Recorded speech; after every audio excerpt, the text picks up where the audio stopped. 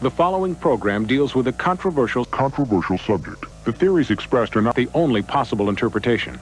The viewer is invited to make a judgment based on all available information.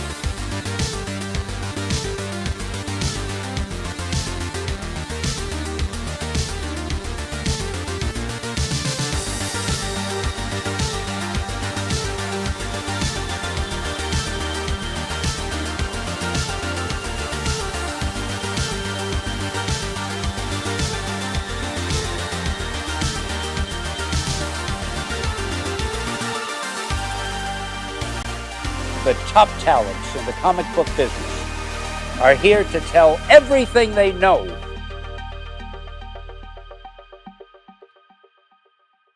What is going on, everybody? Welcome to another Tuesday night, another Industry of Comics, episode 49. Getting ready to hit the big 5-0 on Industry of Comics. I am here with my compadres, Mr. Jesse Criscione, a.k.a. Jesse James Comics, and Dennis Barger, a.k.a. Wonder World Comics. How you guys doing? Doing good. Fantastic.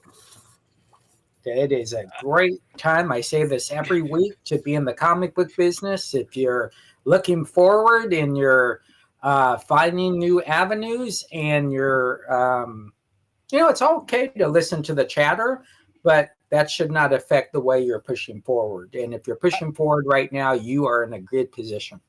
Yeah. I got 2 comments in the last week. Paraphrasing, how dare you gloat at such a horrible time in the industry? And all I can say is, does the pig in the brick house gloat when the wolf can't blow it down? No, he's got the brick house. He lets all the pigs in. You know what I'm saying? Yeah. And that's the way I feel right now. Because I'm a big fat pig. But other than that, Jesse and I have built ourselves brick houses while warning everybody, guys, you need to get your houses made of brick. Got this little, thatch house and this wood house is not going to sustain if the storm comes. And we've been begging our brothers and sisters for years. Jesse, what, 7 years? Yeah, sure. 5 years?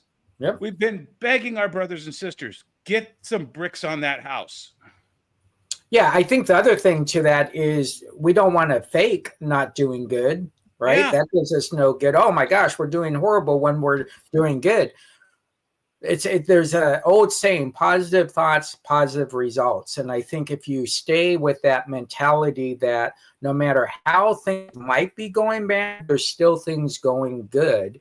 And those are the things you should focus on. A lot of this right now, you can't control. If you're dealing with a diamond thing, that's not controllable right now. But what you can control is making great product, improving your social media, and really branding yourself to weather the storm. And I think that's what your customers are looking for, is how you're weathering the storm right now. Yeah, for sure. There's a lot of news.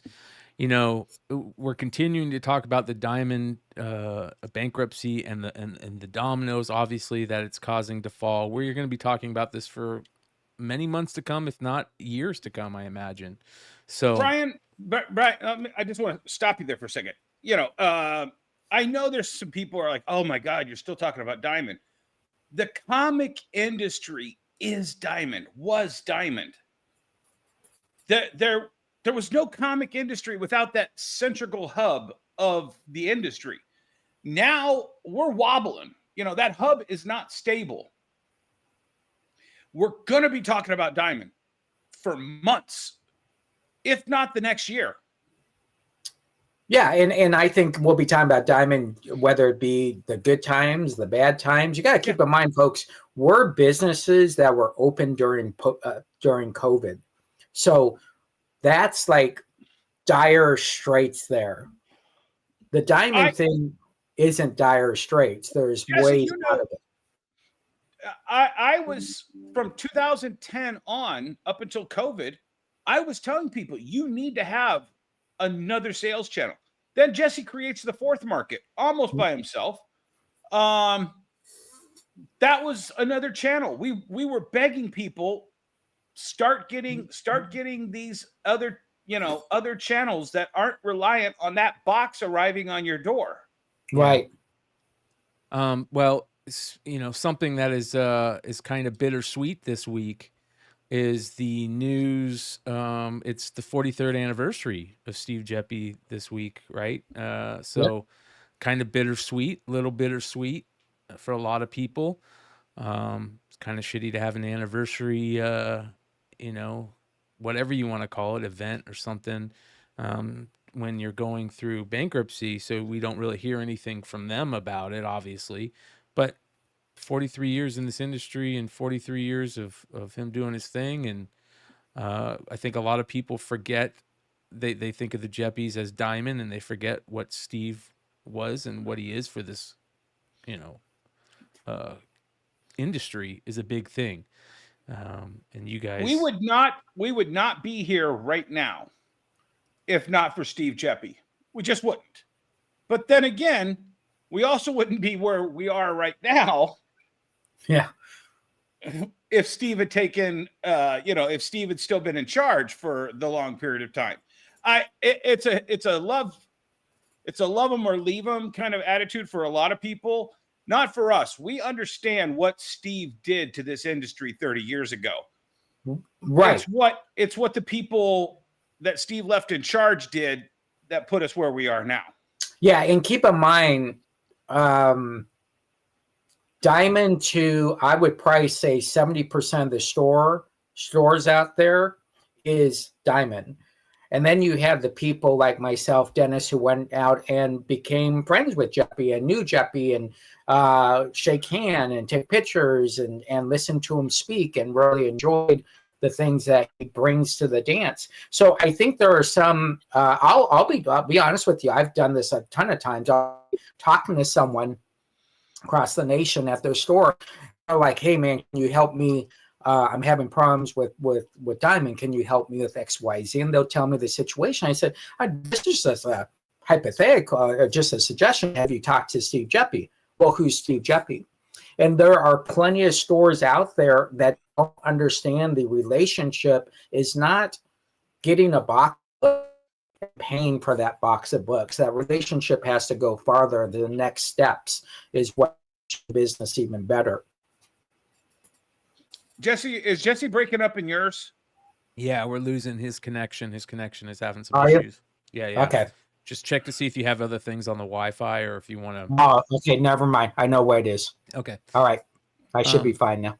Okay. Jesse, you could do your taxes after the show. Come on, man. Yeah. Taxes. Yeah. What are those? Yeah. Yeah. So it's very interesting. That's a big anniversary this week. Also a big anniversary. It's the 20-year anniversary of me signing my lease on my first store. This week? Yeah. 2 days ago. Oh, wow. Well, there you go. 10-year anniversary of Brian Polito doing his first Kickstarter, I believe, right? Yeah. First Kickstarter. Where did he do that at, Jesse? Yeah, I know. It's crazy. To see Brian doing his Kickstarter now, you really want to go back into time 10 years ago and see Brian putting together his first Kickstarter at the store. And not to say he wasn't confident, but very, very nervous, right? Because it's an in-store Kickstarter, which is very unique to do your Kickstarter in a store. And you have 100 people there all doing the Kickstarter and then also catering to people across the world doing your Kickstarter. Very, very successful. It was an awesome thing. I always tell people that you can see history or you can be part of history. And I am very honored to be part of that history of his first Kickstarter. This is pretty interesting. They kind of blew past their original goal. I don't know if everybody's been paying attention to this, but their coffin launch, which is their crowdfunding brand that they're doing for any coffin comics in the future now, for the first Lady Death, what is it? Lady Death Savage Reign, number one. They've just blew past their original goal of 2,300 reserves, and they're at 3,000 plus now on their new reserves. What are they at now? Let's see here. Yeah, they've hit 3,000. So that's pretty awesome for them.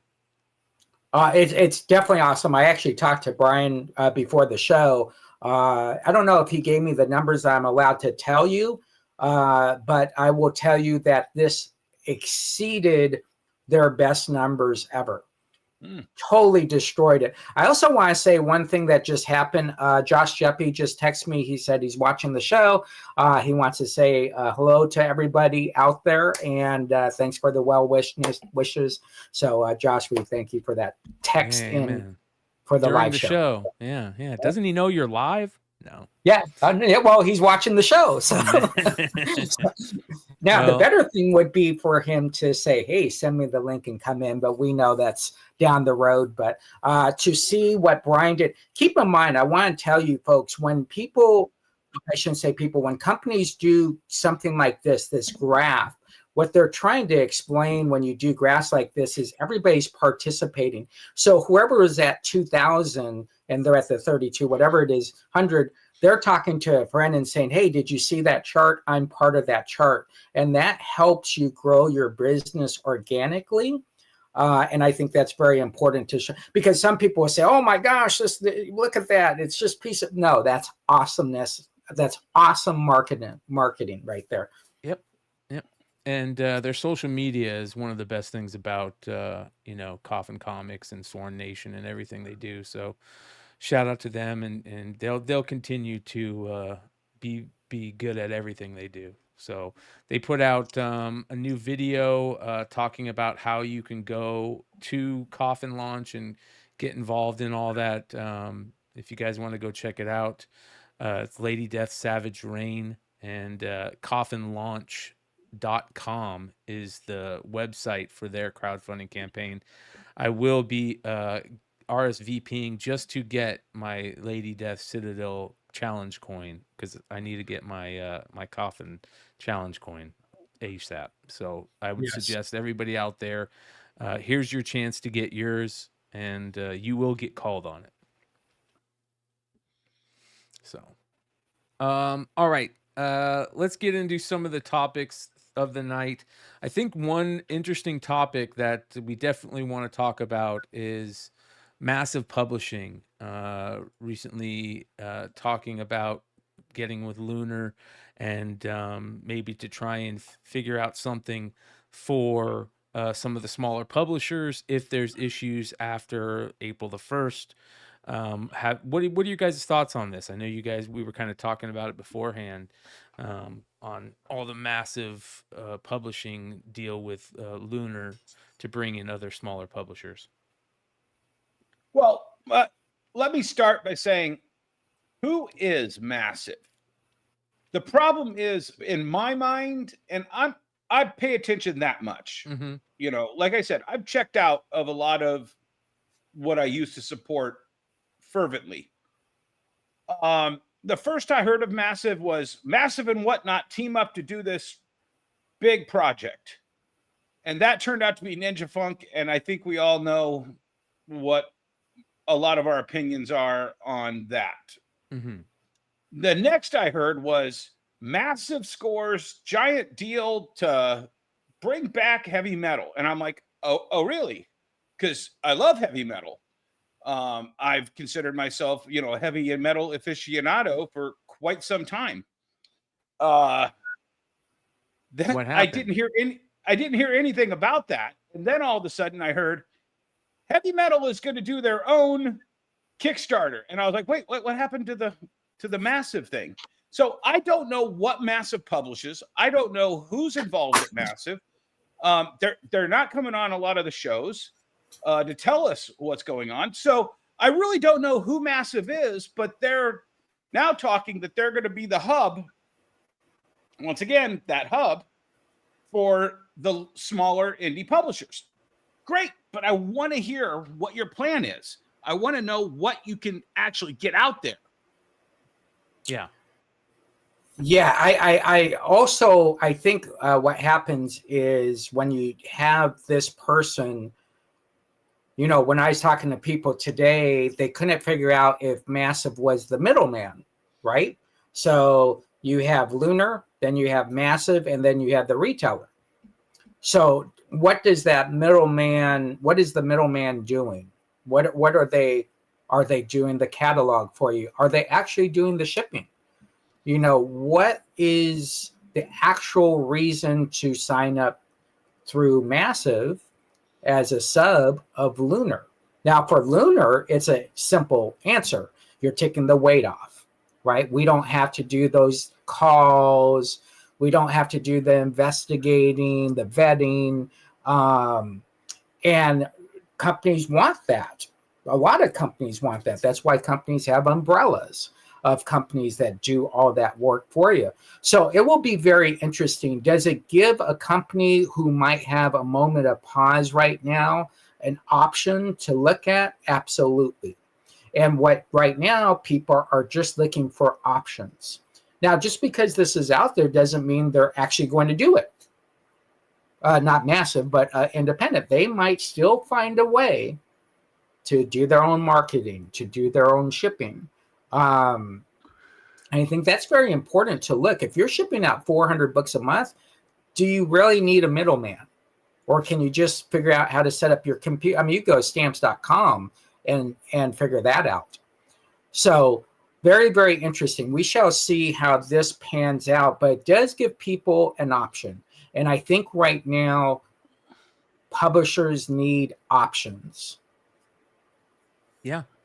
A lot of small publishers are worried. I know that, you know, we have this issue where Diamond had such a long reign at the top and had everything set in place that it's going to take time for any other distribution model without Diamond in it. And listen, we don't know what's going to happen in the next 40 days or whatever it is. But we don't know what's going to happen in the next 40 hours, Brian. No. Yeah. Yes. Yeah. Yes. But the bottom line is that with or without Diamond, they have to figure out how to you know, get their books out there, whether that's publishers, creators, retailers need to figure out how to get books into their you know, their store, their box holders' hands, whatever that is. And there's a lot of people out there that buy, they aren't just buying DC, Marvel, or Image. There's a lot of, go ahead.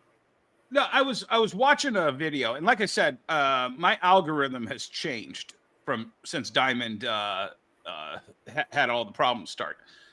And I was watching these two guys, and I can't tell you their names, but I'll look it up in a second so I can give them a shout out. Either A, they watched my show from the week before, or our show from the week before the collapse, and literally said exactly what I said about Diamond can't survive on that 80% deduction of their revenues. And I still think that those guys were talking about, can anybody survive on that 20%? And that's a real question that I want to ask. That 20% of everything below Nikki Barucci, everything below Boom, everything below, that's at most 20%. And that's, I mean, a lot of nickels and dimes to get to that 20%. I'm not trying to belittle them, but some of those publishers only have one title a month. Some of those publishers only have 4 titles a month. You know what I'm saying? You look in that back of that Diamond catalog, and if you're one of those small publishers, you love that one title you get out. Yes. That's your baby. Yes. But a giant distribution hub cannot make money off of the 1,000 copies of that one book that's your baby. Yes. You need volume. Yep. You have to have the volume. And then the problem is, when it was Diamond, it was, well, we have Marvel, we have DC, we have Image, we have Dark Horse, we have IDW, we have Boom, we have Dynamite. I guess we can make that extra 20% that makes that the gravy on top. But if Lunar only has DC and Image, well, that's still only 30% of what Diamond, 40% of what Diamond was operating on. And at a certain point, that 20% becomes a liability for them. And I just don't know if this will happen. I mean, I want it to happen, but I don't think it will. Yeah, I think the first thing is you have to look at is, can I get the total listing of stores? You have to have that. People, I talk to them, well, you start calling stores. No. You need to have the listing of all the stores, because you ain't catching the store in Nebraska. Yep. Or Well, Jesse, Iowa. we the only reason Diamond owes Lunar and Penguin. $11 million is because $11 million worth of orders for Lunar and Penguin products went to Diamond. That's retailers that never jumped over. Yeah. Okay. Yeah. And that's a huge amount of money to represent a huge amount of retailers that never sampled Lunar or Penguin. Yeah, exactly. For whatever reason. And I don't think Diamond's going to give up that list very easily. Yeah. So you need the retailer list, and then you need the distributor list, right? You need those two things. Then you have to create the tech. Yep. Then you have to create the warehouse, right? Then you got to hire the people, you got to train the people, and then you got to buy the supplies. And then you got to work your deal with USPS, FedEx, and UPS for time pickups. And then the biggest thing is you have to be consistent in shipping that product out using those first two measures, right? Are you hearing the same stories I am, Jesse, that Lunar's starting to show a little bit of stress on their orders coming out on time? Not on my end. Mine has been coming in, and in my no, not from you, but from other retailers. No, I have on my end. No, the retailers I talk to, and I still talk to a ton of retailers every week, there hasn't been that. But when you have distractions, they might not even be knowing that they're getting 1 day late or 2 days late. I mean, everybody's so focused on Diamond that they might not be seeing stuff happening someplace else, right? The old thing is when Diamond had everything, folks, no joke, it was 275 plus pages we would have to go through to place our orders. Yep. 275 pages. I used to start backwards because by time you finish Marble, DC, and Image, your budgets are gone. Yeah. So I would start from Z backwards, Zenoscope first and then backwards. And so the only thing that happened was those split into three companies. So the only time difference technically was you logging out of Diamond, you logging into Lunar. But that's too much to ask for a retailer. And so that became a major issue. Well, I got an order from three people, but you're still ordering the same stuff, folks. Now, discounts a little bit different, but I think at the end of the day, what we are going to see is this is three-pronged, right? You got a distributor, you got a publisher, and you got a retailer. No. Or you got the customer too. Yeah, and the customer. And my point was to get to the customer, but you got those three, and I don't know where that stacks right now on, can a retailer control their destiny? Can a distributor control their destiny, and a publisher control their destiny without the other two involved? I'll ask you this, Jesse. If you haven't heard about the slight delays in Lunar's delivery, have you at least heard that they're starting to crack down on their net 7s and their net 14s? Well, that's true. And I think that was something that didn't happen before the last 3 weeks. Yeah. Businesses have to be smart because Lunar is dealing with the same customer Diamond is dealing with.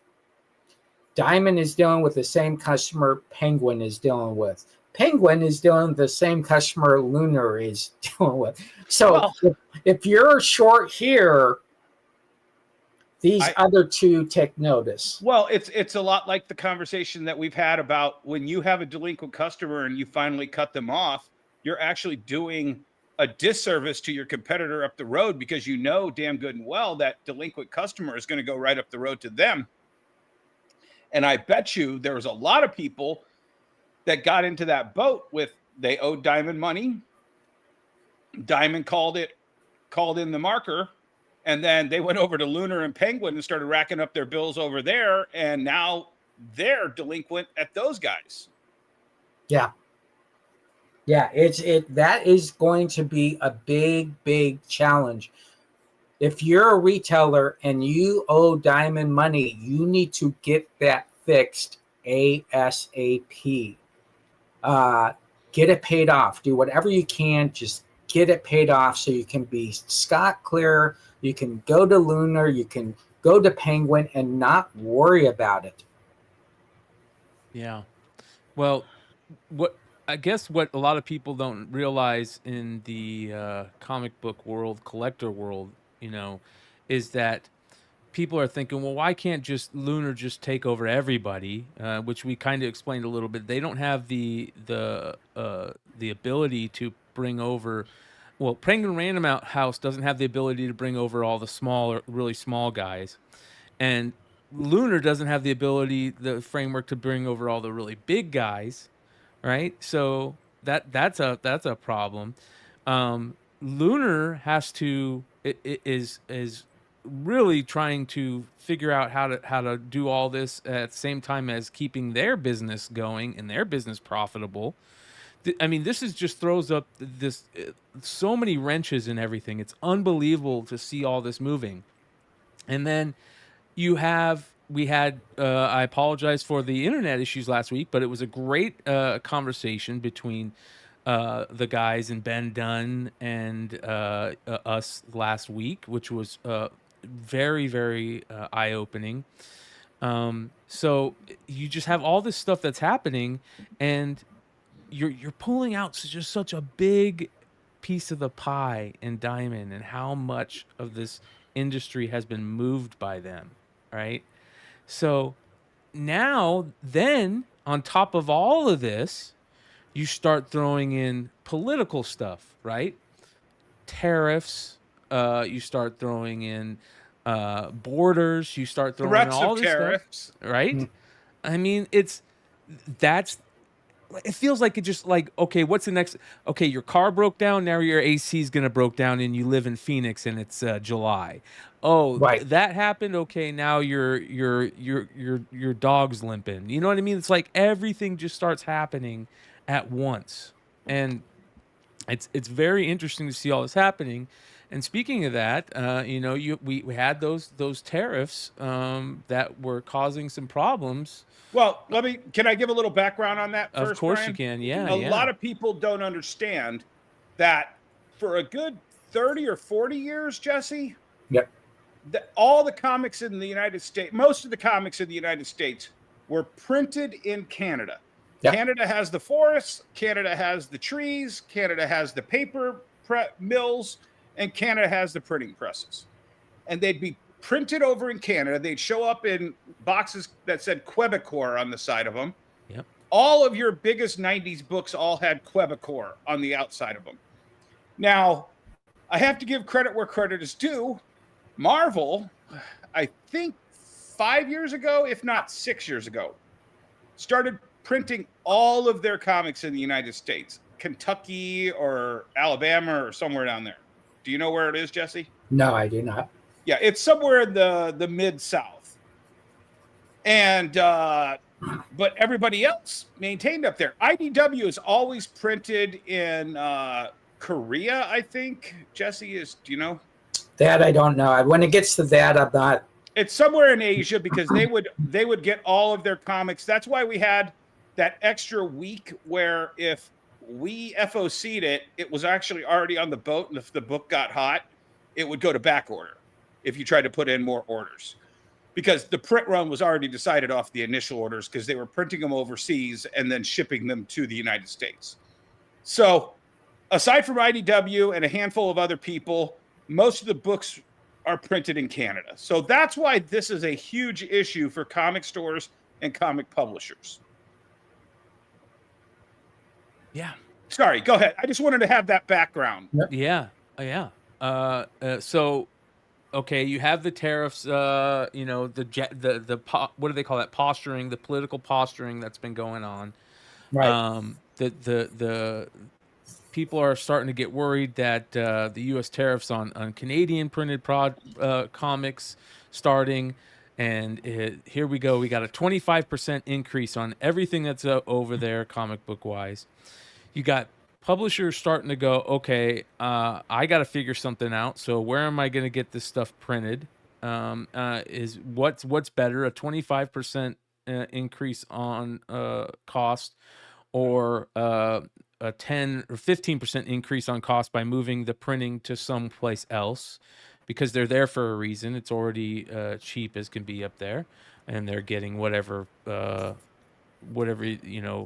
money off based on other political stuff that you're not going to get anymore. Well, and the Canadian dollar has been in the shitter for a long time. Yes. Yep. So that's an extra discount for American publishers. By buying it at the Canadian price, you're going to get that extra little built-in discount. Yep. There's worry about comic book prices going up on anything Marvel, DC, and Image. Right? They're going to instantly go up $1 on those books. I saw a lot of people talking about that. Matter of fact, I think Bleeding Cool put the thing out about a Bad Idea, and them on their current Kickstarter, being an issue where they're not going to be able to go through the printing up there in Canada, so they're going to have to eat a big cost of this, and they're also, they have a guarantee to get those books out at a certain time. That they did with this Kickstarter, and now that's going to be thrown into issue because of these tariffs. Like, everybody's freaking out, and then they give us just a little bit of oxygen, right? They come across, and who is the company that decided? Transcon steps up to offer the comic book industry 90 days tariff free, and everybody goes, oxygen. Right? Gives you a little bit more time to get things figured out, and okay, everything is well. But listen, that's 90 days. I mean, it could change. Like you said, it could change tomorrow. And it's also interesting. Here's the thing, guys. We're not getting political, but disruptions like this are exactly also how we're in the situation where Diamond doesn't control the entire comic market right now. The disruption of COVID. And I always talked about the printing presses, the paper mills, everything was going to shut down because of COVID. And Steve made the right decision to shut down Diamond. DC, I think, made the wrong decision in saying, F you, Diamond, we're renegotiating because of this. When that disruption happened, it set into motion all these other things. Right now, this is what I read when I see Transcon is, and that's another one of the big printer. That's the company, I believe, that takes the books from the printers to the United States. When I see this, it's like, oh, I wonder how much Transcon has been overcharging the publishers for as long as they've been doing that they can eat 90 days of 20% tariff increases. And they're worried that these publishers will move those products over to the US if they don't step in and announce this now. You know what I'm saying? Much like DC did when they picked Lunar and Midtown to be their new distributors because Diamond was shut down. Yeah. So I think that's what this is about. It's like, oh shit, these guys might find out that they can get an American printer to do this and avoid these tariffs at a much cheaper cost, because the paper cost isn't still up. The paper cost, the printing cost isn't still up. I remember there was a rumor that ink was going to cost more, and that's why this had to go up. And there's another rumor that paper was going to go. Paper did go up during COVID and after COVID, but then went back down. The price of wood came down, and a lot of stuff came down. But I'm sure those prices were still up. They didn't just automatically, transfer those costs, decreases back to the publishers. So I think that they're worried that this disruption in the competition is going to force a captured market to go look elsewhere, and they might find it's just as easy to print it in the US, which is kind of what these tariffs are meant to do, which is drive more production to the United States for American workers. Yeah. Yeah. Yeah, and I believe there's a 30-day pause on it right now anyways. Yeah. So you got a 30-day pause, the 90 days here. I don't know if it's 30 days and then you get another 90 days or if it's 60 days after the 30. But again, when things like this happen, as a business owner, you should have your secondary, your third, and your fourth options in play. To only run a business with only one option and never think of a secondary option. I tell people this. We tell you to pivot all the time. I'm not telling you to pivot when you're in a bad position. We're telling you to pivot when you're in a good position. Exactly. Yeah. You have to see where the puck is going. You know, yeah, it's not you're always there where the puck is. No, you're seeing where the puck is going. Yeah, you're going to the puck. So, yeah. And the market tells you that. Socially, they tell you that. I was telling Brian today, last week, I was so excited because my Google page got 257,000.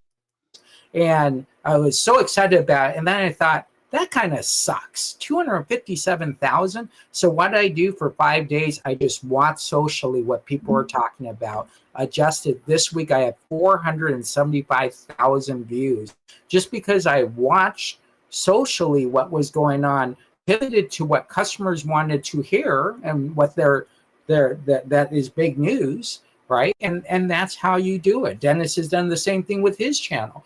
It's just you create a cool thing and you expand on it and you bring all the customers in at the same time. Yeah. All right. More news on said Domino's. You know, there's been some quick shots around the world for publishers, including IDW. There was talk about IDW is done. They're not going to be able to survive this. Now IDW is pushing back on the auditor's reports that, you know, were warned. It says warns of substantial doubt. They had an investors call last night, I guess, for all these concerns. And what are your guys' thoughts? Do you guys think IDW comes out of this? Can I give a little background on this one too? Mm-hmm. So Jesse and I know probably no less than 10 people who worked at IDW 7 or 8 years ago, like personally, good friends. Then IDW had its first round of bankruptcy talks. Then they got some angel investment. Then they tried to get back in to everything that they were doing. I think this was probably around the time that I don't remember the timing of it, but I think they had their second bankruptcy and then they lost the Hasbro license, which was Transformers and G.I. Joe and My Little Ponies. Then COVID happened and there's giant stories about how much money IDW got from the COVID relief loans. And that was just enough of a kind of clear, and they jolted back to life. But they haven't had a G.I. Joe or a Transformer. They haven't had anything like that since COVID. I mean, what's the biggest thing they have? Turtles. Yeah. I mean, that was a big jolt to them. Yeah. Last Ronin was a huge jolt to them. Yeah. That was the only thing they had. Yes, you're 100% right. Yeah. Okay, so how long was that turtle money going to sustain them? Well, apparently until the other shoe dropped, and I forget how much they're owed in the Diamond bankruptcy, but I think it's only about $500,000 though, isn't it? Does anybody know the numbers on that? I don't have them in front of me, but Brian, I think, can get but it. I only think it's $500,000. I'm not sure. And when you see that, you're like, okay, is a $500,000 what destroys IDW? Well, yeah, if you're living that close to the edge, it might. Right, and you have to look at the last 5 years of their losses. So you can dispute an auditor and you can say, listen, we see a path to our future. Auditors don't look at that. Auditors look at facts. These are the books that we're looking at. These are the books you gave us. So unless you're not showing us some books, we don't see the path. We got a good buddy of ours, Jesse, in the comments here, Brett Irwin. I've known Brett for God, how many years, Brent? So he was with Ape Entertainment, indie publisher. Great products. If you can, go check them out. But for 15 years, he printed in Dallas, Texas. Yeah, the deals are out there. I think a lot of people in the industry get lazy. If you're always printing in Canada, you just keep printing in Canada until something comes up that makes you change. 68 cents a book costs. I mean, I'm sure my guess is that Ben Dunn and Anarch Press probably prints there too, right, Brett? Here's the thing. You get lazy, you get fat like a hog, and you get slaughtered like a hog. You've got to be pivoting. You've got to take these opportunities to go, holy shit, we never even considered that Canada could go to a trade war with America and vice versa. Maybe we should have a backup plan in America. Yeah, and there's tons. In Arizona alone, there's 3 printers. Right. Well, and the other thing is here's the other thing. And I love Rich Johnson. Jesse does too. But Rich is definitely fear-mongering with that a $4 comic book becoming up $5. It's always based on the cost of goods sold. So my guess is that 25% tariff would be on a 70-cent comic book. If that's the cost of doing that comic book. They don't put it on the full retail value ever. Yeah. Well, I'm looking up the some of the other IDW stuff. Let's see here. Yeah, and again, what you want to look at, I think what happens is we look at publishers as well, this weekend, we want to say how many publishers are at MegaCon. All right. Those publishers aren't just sitting at their warehouse saying, oh, Diamond sold XYZ or Penguin. You got to look at these publishers that are going out to convention. Yes, it costs money to make money, but they're also going out there and gain exposure. And that's the biggest thing. Talking to customers, listening to what they say. It doesn't matter what the price on a comic book is anymore. Once the comic book got past $3, the price is so immaterial. Your $20 is now not getting you anything. It's getting you 3 books, maybe 4 new issues at the max. And then if your store is giving you a discount, which most stores don't even give discounts anymore. Most stores I've been going to across the nation not only don't give you a discount, they charge you for the bag and board. Hey, you want bag and boards? Oh, sure, absolutely. Oh, they're just 25 cents each. Right?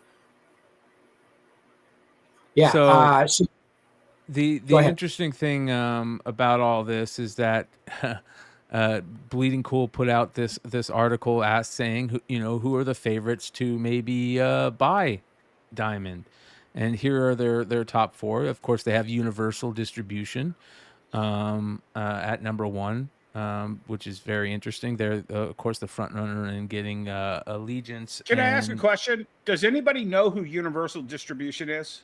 Allegiance, not Allegiance, Alliance. I apologize. Alliance in Diamond UK. I think they are out of Canada. Yeah, they've distributing comics in Canada for years, and they are the best place to buy Diamond and run it as close to how it is run now. And they're the people that I've been hearing. Now, of course, I don't know anything, and the rumors that I hear from come in, conversations here and there between other collectors that, these they've been the front runner for a while. That there's been rumors behind the scenes that there was offers made to Universal to buy Diamond outright, and something happened. I don't know what that is, and it puts us where we are now.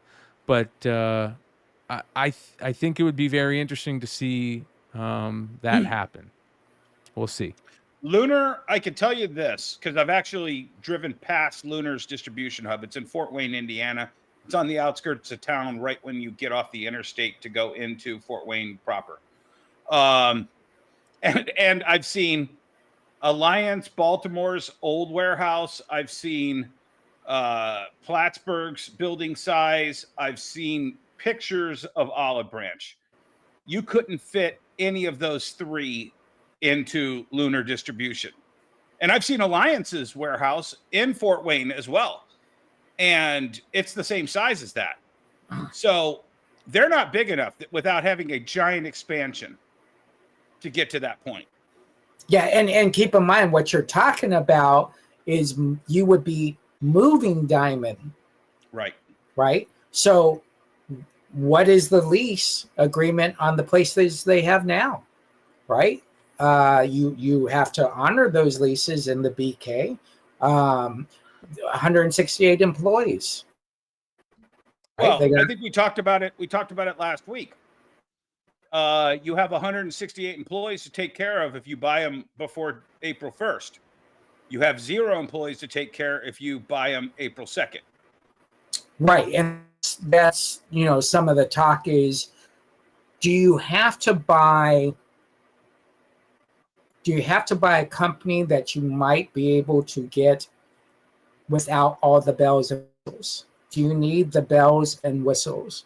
If you're that is based out of Florida, where there's no state tax, is it a benefit for you to move that to Florida? So you got to look at all those things as a business. Obviously, the Diamond name loses its value because most likely these companies aren't using the Diamond name ever again.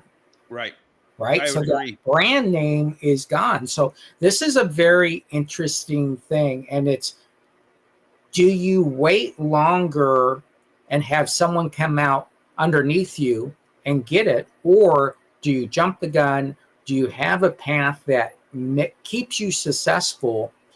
But I will tell you, every time a company leaves Diamond, the value goes down, right? Because one more, and it could be a small person, doesn't matter. Yeah. And you're not just saying, we're losing a month in sales, you're 12 months in sales, 36 in sales. How much does that cost us by not having that person? Rebranding, everything, new computers, new tech. Yeah. Your internet is still kind of dropping out, Jesse. You might want to check that. It is. Okay. Yeah. Okay, so Lunar, second, of course, we've all talked about Lunar, but and what Rich says at Bleeding Cool, he says once as DCBS, Lunar was Diamond Comics Distributor's biggest customer.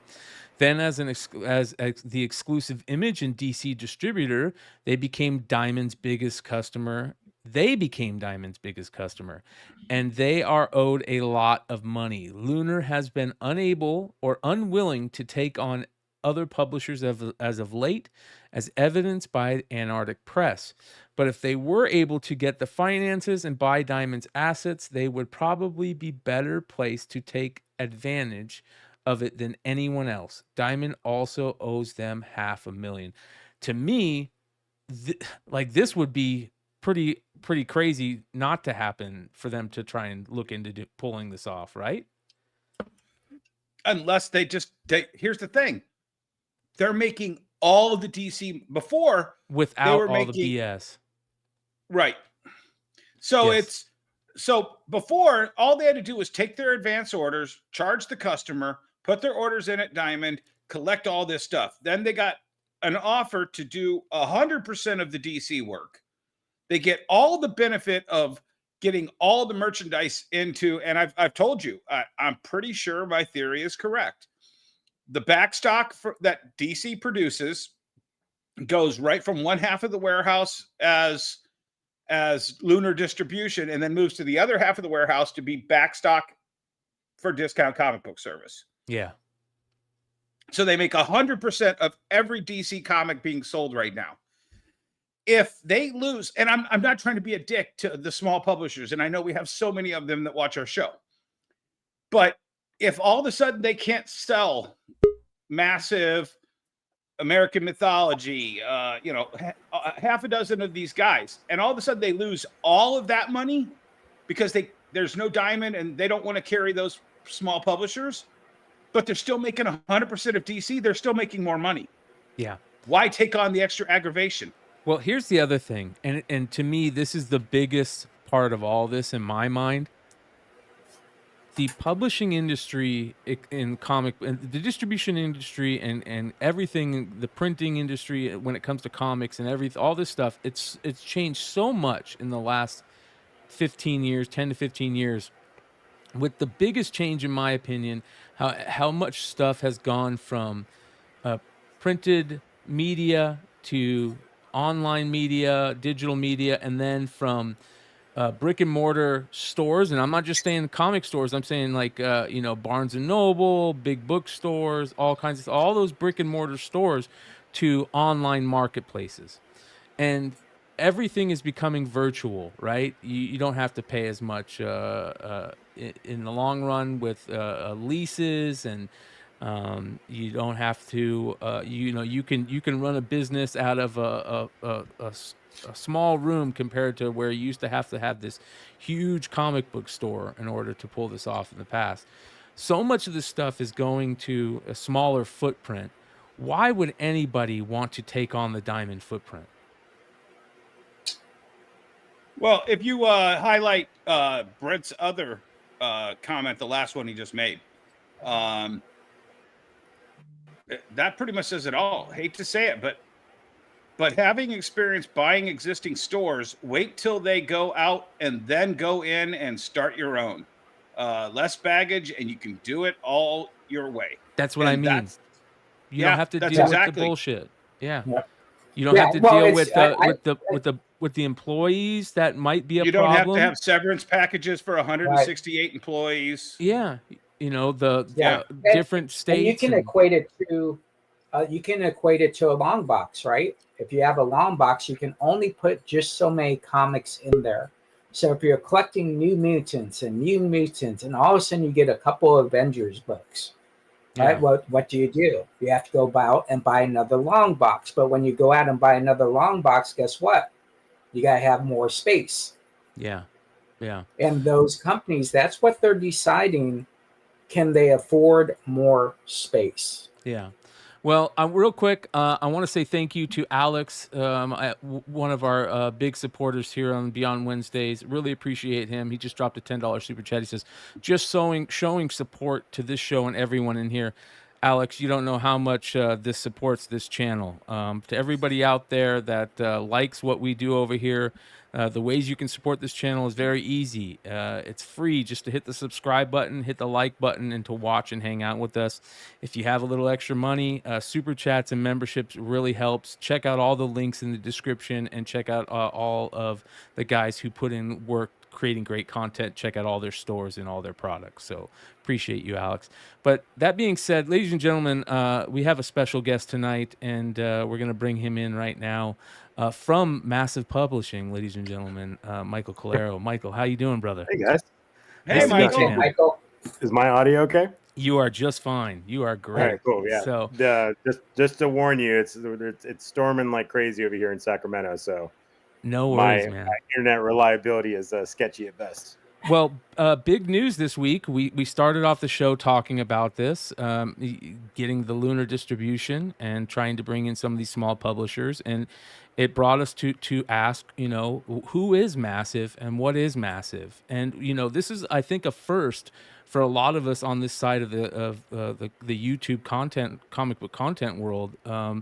Having you on a show to tell us what is Massive and what is going on with Massive. So I really thank you for coming on to talk with us tonight. No, thanks for the invite. And I happened to be watching earlier, Dennis. I felt like the shots fired. Who is Massive? Who is this guy? Well, you look familiar, so I think we've met. Yeah.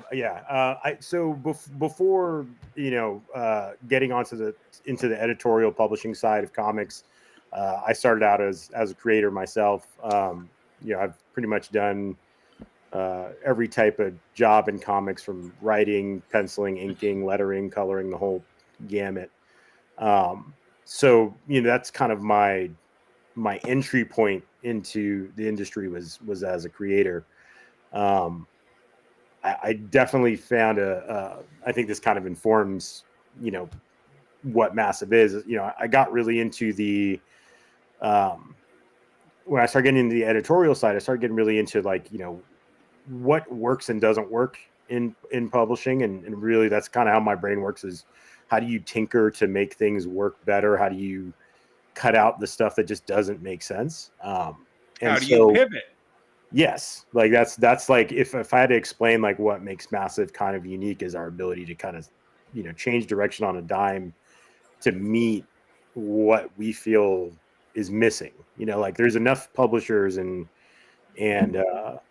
people standing in the same spot. You got to figure out where they're not standing, and I think that's what we're trying to do right now with the press release we released earlier. I think we see that there is not just a need, but a potential crisis that is maybe not this month or next month, but 6 months from now, when you go to your comic book shop and you don't see anything but Marvel and DC and the top 10 publishers. I mean, there'll obviously still be more than that, but, you know, I kind of hyperbolic there, but, you know, you don't see those indie publishers because of what's going on right now, the inability to know that you can get your book out there. So, you know, for what Massive, to kind of go back and answer the question, you know, Massive started out as a what was originally going to be an umbrella company. We wanted to create a publishing company that was built up of smaller indie publishers. What ended up happening is we had a lot of success with our first partnership, which was Dennis mentioned it earlier, Whatnot Inc., the shopping platform. That was the first imprint that we brought in, and it just kind of went crazy right out the gate. And we kind of reached our bandwidth very immediately for what we were able to do. And so we said, okay, going back to that pivot. Okay, let's focus on what's working right now. Do these books, get them out there as best we can. And, you know, we had challenges and we had successes for all kinds of reasons, but, you know, that was our initial thing. And then once we felt like we had that kind of figured out and now we had more bandwidth, we focused on Massive as an individual brand. We launched with Sean Murphy's Plot Holes. We ended up doing Harriet Tubman Demon Slayer right out the gates. Excellent. We did the Zorro Kickstarter. Zorro, my book Quested continued on as a Massive title. Yes. And so we focused on, like, how do we, you know, get people to recognize what Massive is, so that we could then expand it out. And, you know, that's what we've been working on. And with this, we just kind of saw, like, okay, here's an opportunity to get back to our original kind of concept, and possibly help a lot of other independent publishers at the same time. Well, let me ask you, because one thing that you didn't really get a chance to talk about there is the whole heavy metal thing. Before we get into this too deep, can you talk to us about what happened with heavy metal? And you know, there was a big announcement, and a lot of us were super stoked to see heavy metal back. Yeah, stoked too. I mean, is there anything you could tell us on that end? Yeah, I mean, we're you know, we tend to be so kind of busy moving on to the next thing when something doesn't work that we don't really sit and that's probably a fault of ours. We don't sit down and really say how it didn't work. And with that one, it really just came down to just bad timing. We got into business with heavy metal at the tail end of volume. Well, it wasn't really supposed to be the tail end of volume 1 when we first got there. When we got there, you know, they had some late issues with books. There was, you know, it's, you know, pretty public that they had issues with non-payment for some stuff for creators. That came out a little bit later. But when we got there, we basically presented them with, like, hey, we think that heavy metal can relaunch at issue 1 and right the ship by giving a point of entry.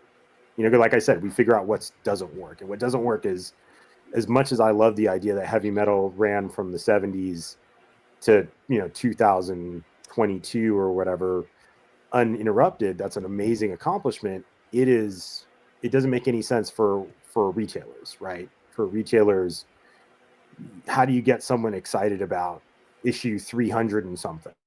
It's impossible. Like you'll get those hardcore fans, you'll get those people that are diehard heavy metal fans that keep picking it up. But if that's not hitting the mark, then you have to decide, is that worth it? Is it worth it to stay the course? And so actually, can you answer a little history for us? Because I'm sure you're way deeper into it than we are. Mm-hmm. The last time I dealt with heavy metal was when Kevin Eastman still owned it. And then I know Kevin either sold it off or lost it somehow to somebody else. Who was the somebody else? So I don't know all the particulars of that period of time. Like there was a weird little arc where it slid from one place to another. Yeah. So I know at some point Kevin left, the CEO and the kind of overall, I think, leadership changed. When I got there, it was Matt Medney who was the CEO of the company. That's who I originally kind of made our plans with, and presented this kind of this concept. Okay, let's relaunch Heavy Metal #1. Let's go out there and find the artists that really kind of what's today's version of those kind of artists that made heavy metal great back in the day. Like, how do you find, like, instead of just reprinting old stuff, let's find the folks that we can Did you consider cloning Mobius? if I could, oh man, if only. You'll never find a substitute for Mobius for sure. But we kind of want to lean into, like, for instance, when we solicited, we had like Jim Mafood did a cover for us, and like, to me, like, Jim really represents like underground comics. And when I used to go to Ape in Northern California, Alternative Press Expo, that was somebody that I met there. I hate to admit it, it's probably 20 something years ago now. But it's one of those things where we wanted to do something really interesting that kind of grabbed the attention of people again and said, hey, heavy metal is exactly like it worked. I was considering putting my, I literally was calling it Whatnot Massive for a good year. Yeah. Going, what can I forgo my hatred of Whatnot long enough to support this new heavy metal, which I love more than my hatred for Whatnot.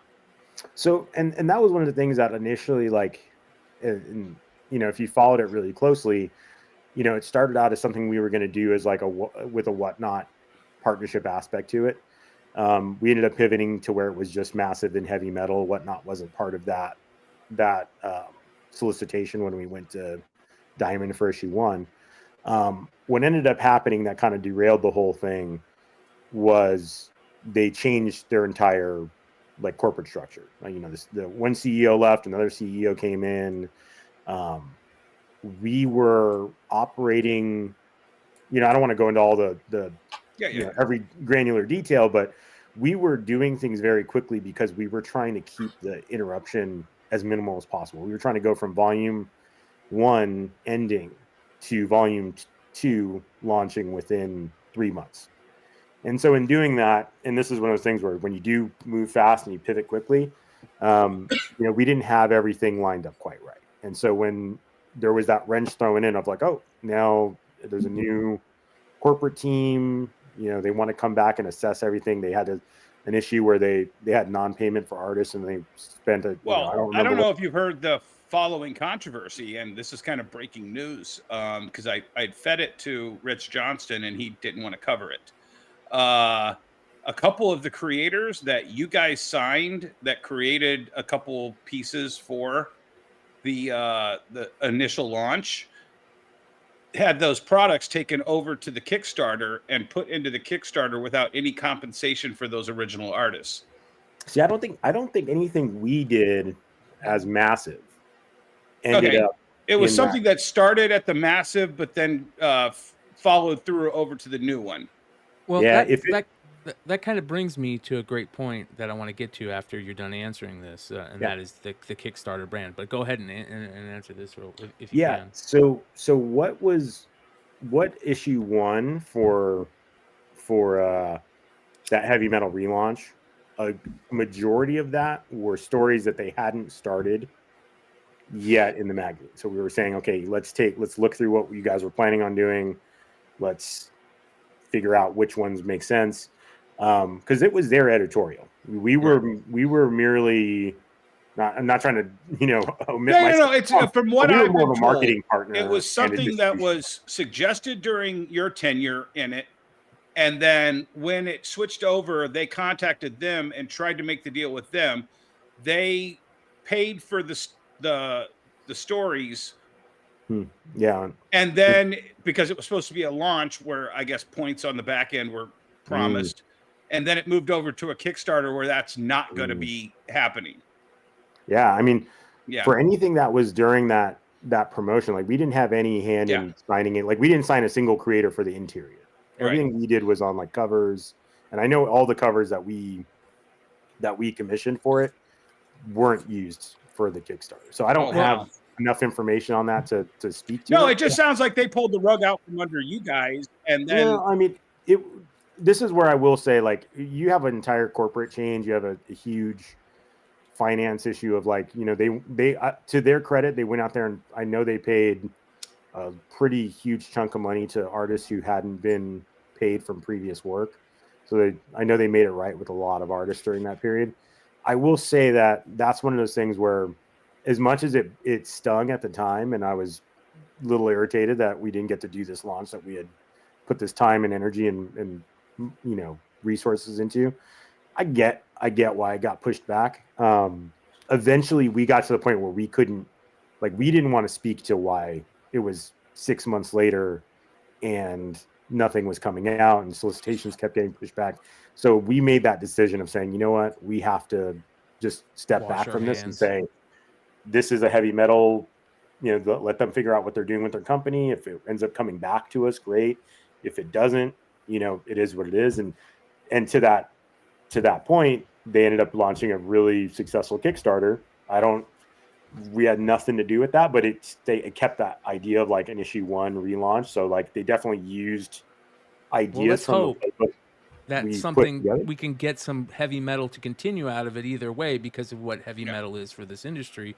But, you brought up the Kickstarter thing, and there's one thing that I've noticed, heavy metal being part of it, is you guys have done really well looking at Kickstarter as part of the industry. Recently with Pinup Apocalypse, which has been an amazing I mean, just really unreal stuff, especially it looks really good on paper, right? It started off, it looks great on paper.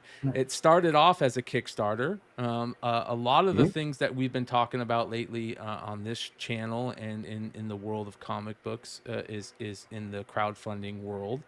It feels like a lot of the footprint of that world is easier to maintain than brick and mortar stuff. And what are your thoughts on crowdfunding efforts and Massive and how you guys deal with them?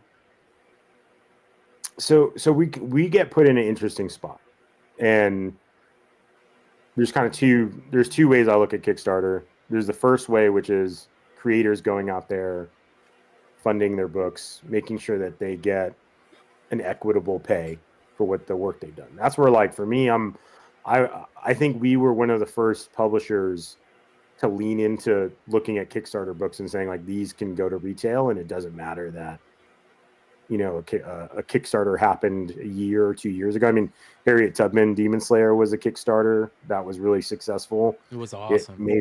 It made its rounds on the convention circuit with David Crownson.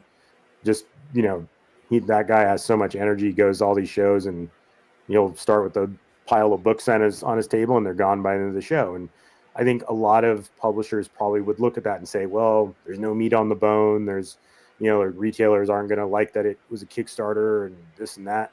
And so that's where, like, it's a good book. It's a great book, and it should be on shelves. Like, we're going to put it out and see what happens. And that book sold better than I think the month it came out, it outsold Batman on Batman Day. Like Yeah, it was, yeah. it was some crazy thing where I was like, that's insane, and it just shows that there's What book was this? The Harriet Tubman Demon Slayer. Yeah, Oh, okay. which Harriet Tubman Demon Slayer. I'd be remiss not to bring up a great cover, multiple great covers, but a great cover by Flops Comics on one of those. Yeah, Flops killed it. Massive has been very good at keying in on some of these creators, especially artists in the world of comics that might not be known in the comic world, but are just these great artists. Flops, Sveta Haas or Sveta Shavina, recently on Pin Apocalypse. Talk a little bit about that also with that in there. It's- About the artists. It's a blessing and a curse. We find great artists, but then it's like all of a sudden they're so busy with the work they get afterwards. Not saying it's. I think what it is it's, and this is how I look at all of the stuff we do. Is really everybody's just waiting on somebody to take a chance on them on some level, and a lot of people don't want to be the first person to take a chance. And We've had Mark Spears on here. Okay, I'm. It hurts my heart. I saw Mark's book early on and reached out to him, and just through bandwidth, like didn't keep the conversation going. Yeah. And then I saw, like, next time I saw his book, it was just blowing up, and I just felt like that was the one that got away. Yeah. So you were one of the publishers that passed on Mark Spears. I didn't pass on it. It was one of those things where I saw it and I reached out. I was like, hey, the book looks amazing. I'd love to talk to you more. And I didn't do my part of following up. It wasn't something where a conversation even started that we talked numbers or anything. It was just, it literally was a bandwidth. I don't know if you saw Ben Dunn's post today. Yeah. Okay, so it's an elephant in the room, and we had Ben on last week, and are you talking about the one about very representational of a lot of these indie creators that are kind of shitting themselves right now. Brian, I just sent it to you in our chat. Yeah, we may not be talking about the same thing. Oh yeah, so this is he posted the kind of the overall deal points that we yes. So if you could explain some of this to us so that we understand. I know. The structure that Massive wants to kind of bring to the industry. Yeah. So this is something that a big reason why I wanted to be able to. I'm glad my internet came back on. I'm able to speak to this. When we approached this concept, I had two things I knew we needed to be able to do to make it work. Is one, you have to leave enough for publishers to be able to function, right? But you also have to be able to cover your costs of doing the work, right? So we sat down and we said, okay, what is the deal that we could do that guarantees that, we have the on our end, the security to be listing these books and kind of shifting a lot of our focus towards this model, and how do we make that as low cost for the publishers we're partnering with. So a lot of this has to do with that structure of what it is. And so how we're laying this out for publishers that are interested in this. And the first thing I want to say is, like, there was somebody that comments on it, like saying like, oh, they're exploiting the situation. You can't exploit something if you're providing an option, right? It's like nobody has to sign with us. Like, if you can get to into a distribution on your own and make that work, like, awesome. If you could save that 3% additional distribution fee we're putting on by going direct and getting a lunar count, I am the biggest person rooting for you. Well, and I'll tell you something. I don't know if you know this. Actually, you probably do, because you've been in the industry long enough. This is about 3 times better than the Image comic deal that used to float out there around mid 2000s. Am I wrong? You're talking about the 2,000 per book kind of. Yeah. You have to sell this much. You have to pay us this much to advertise it for you. You have to pay. You have to have all of these, and these are actually better terms than what Image was offering indie creators mid 2005, 2010-ish. So yes and no. What I will say about I've been a comic guy for a very long time, and I know the power of that eye on a logo, on a book. when you pay that fee to them, you're not paying for distribution. Oh yeah, can I just that eye. I just want to interrupt you for a second. A lot of people don't understand, because we're all in the Image 30-year love fest right now. Image, as it stood in the middle, charged the creators. If you want to explain that system. Well, I mean, I'm probably not the best person to explain it. I think it is kind of an interesting thing, but a lot of people would describe it as like almost like a pay to play, where it was like you knew if you were going with Image, that there was this flat fee that Image took, and that came out of your royalties, right? And it was that idea that, okay, that first, I don't remember the exact amount, but I think it was like 2,000 or something like that. It was 1,500, then 2,000. That's what it was. Yeah. So that 1,500 would come out, and so the gamble that you were making was that by being through Image, your sales were going to be high enough that you didn't care that you lost that 1,500. Yeah. And I would say that a lot of people probably like won on that deal, but that is also the thing, is like you still owe that. Like if you don't sell enough, you still owe that money. It's really good on that first issue if it sells well. It's okay on that second issue if it sells well, but on issue 3, if the sales fall off, you're screwed. But you also, bottom line is, you have to put out a good product, and that the little bit of luck that comes in, in those situations, you got that luck already being there with that Image eye on your book. That's that. And you have to be like Chuck P, where you promote every issue like it's issue number 1 to your fans. Yes. Which is... I think my biggest question for you is, how are you building your relationships, and what are you trying to accomplish within the first 90 days? So if we were to say what's the goal of the first 90 days, it's to keep indie books on the shelves and money flowing into indie creators. Or I don't want to say indie creators, because this is not a deal just for indie creators. I say indie creators, but I'm talking about independent publishers, right? Yes. Publishers that right now their option is either hope that they get paid by Diamond, which I can't speak to whether Diamond's going to actually pay people or not, but we were one of the publishers that like are part of that, that chapter 11, our money's stuck in Diamond limbo. So for us, that was something where I'm like, okay, well, we were able to take that hit and survive, but not everybody can take those hits. Right. And if your option is risk taking another hit like that, or just not having your book on comic book shelves, that's a terrible, choice. Anyone who's saying, oh, well, we're going to create a thing to go directly to comic book stores and create a indie pipeline, like if you can make that work, like, yeah, that's, I will buy you dinner because retailers do not have the bandwidth to order from dozens of individual like publishing companies, and they barely have the bandwidth to order from Lunar, Diamond, Penguin, Allied, Wizards of all the different products they're carrying. That's all order forms. That's all things that they're putting in, and the more you can make that automatic, and the more you can make that just a one-stop shop, that's what they want. So I don't believe that solution is ever going to work, of having each publisher going directly to shops. It definitely gets you more money.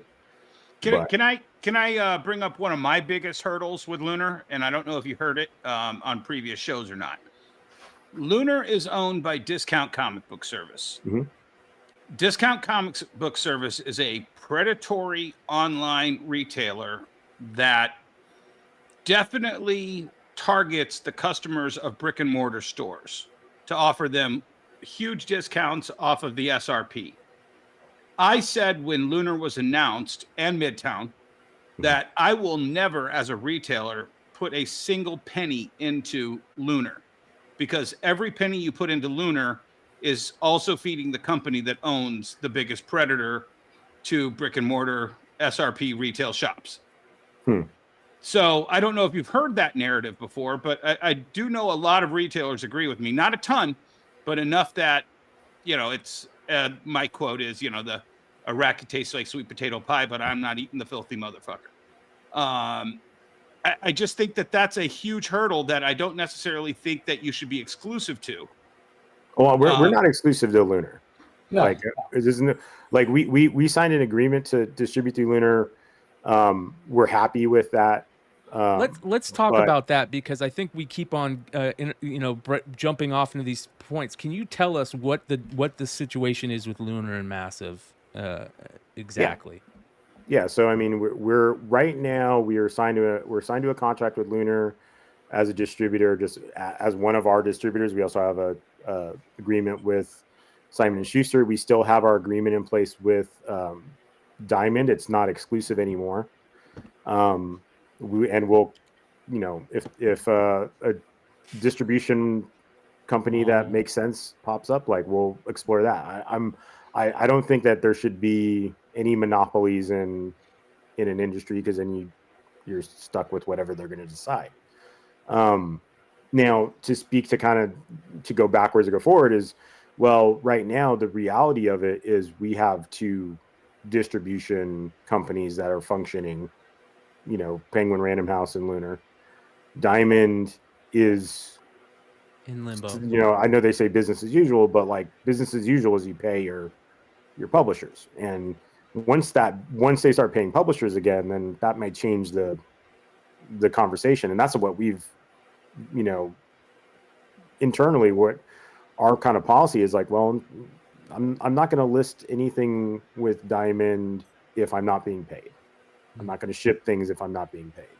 They have books that we like. Pinapocalypse is a great example. That's a book that fell outside of their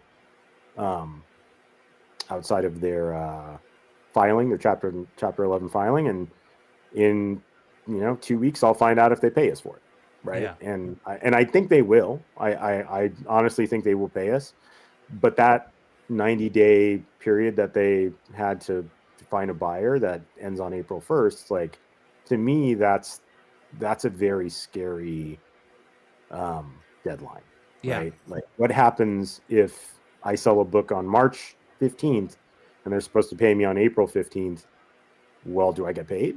What happens to my books that are sitting at a warehouse? Like, when it was a perfect world, how fast did Diamond pay?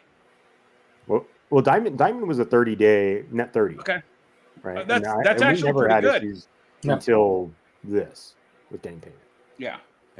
So okay. I guess the question we have to you is, I'm Just James Comics. I publish books. Mm-hmm. I come to you. What is the conversation?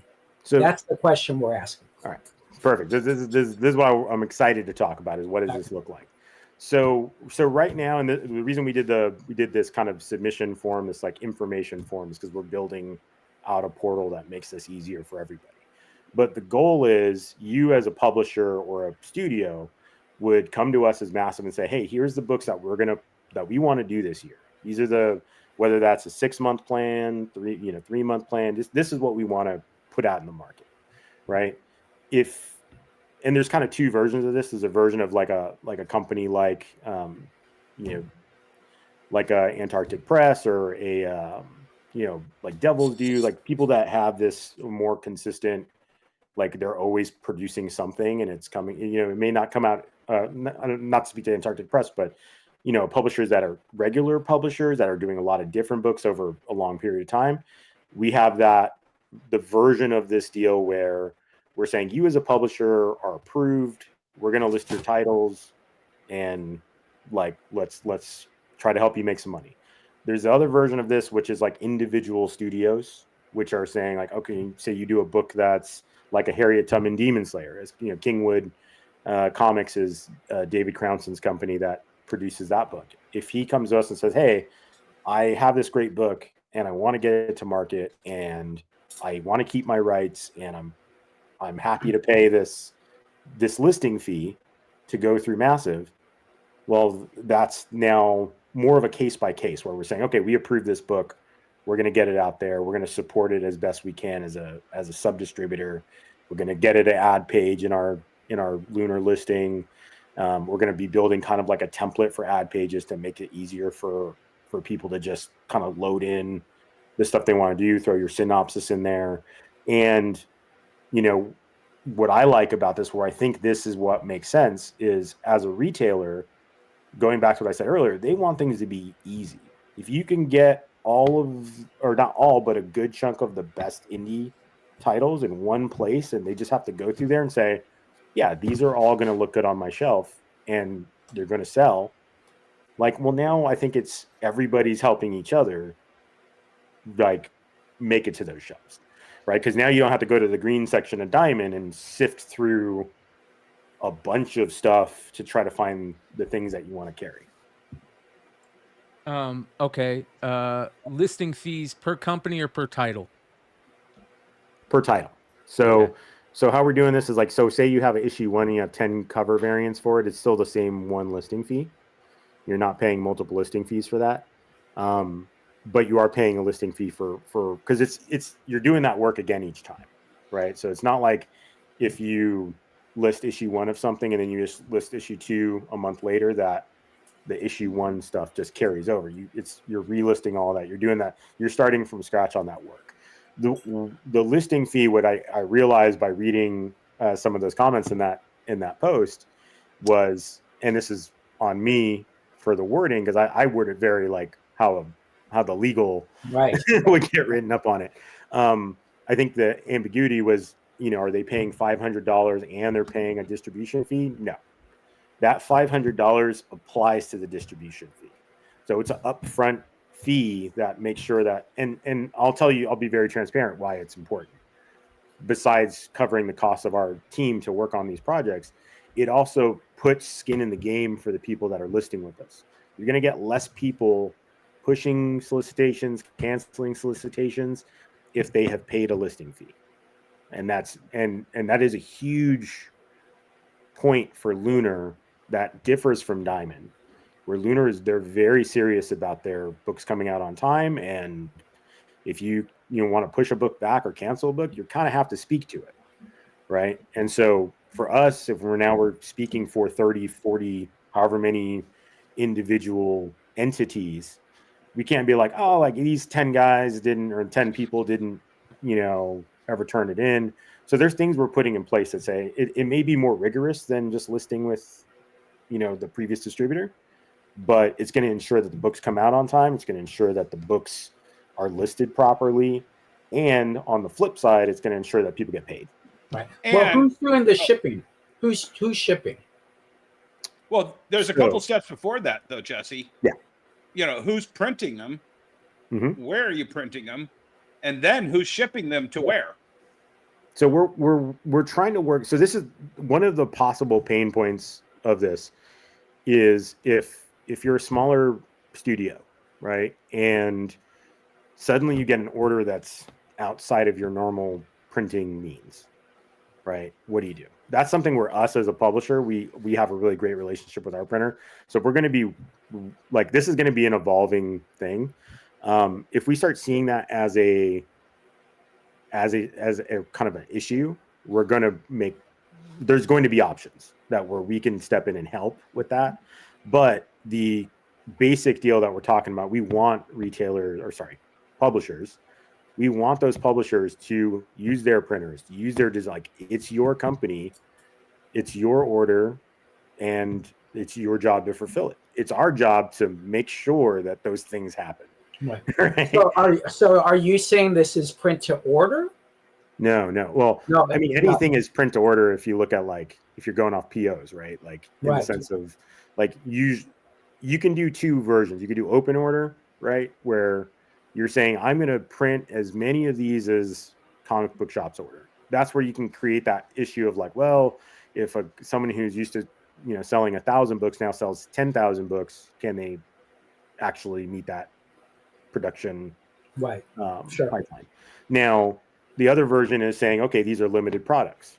This is limited to 1,000 copies.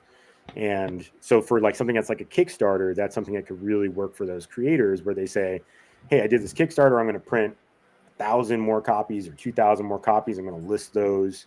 And they might be $10 books instead of $5 books, but like they're limited, right? So those are kind of the two versions of how you can list an item. There's no print to order when it comes to just distribution.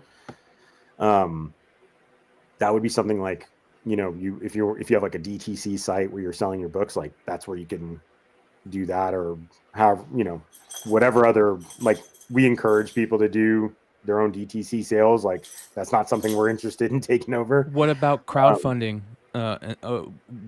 Continuing to crowdfund certain things with that title.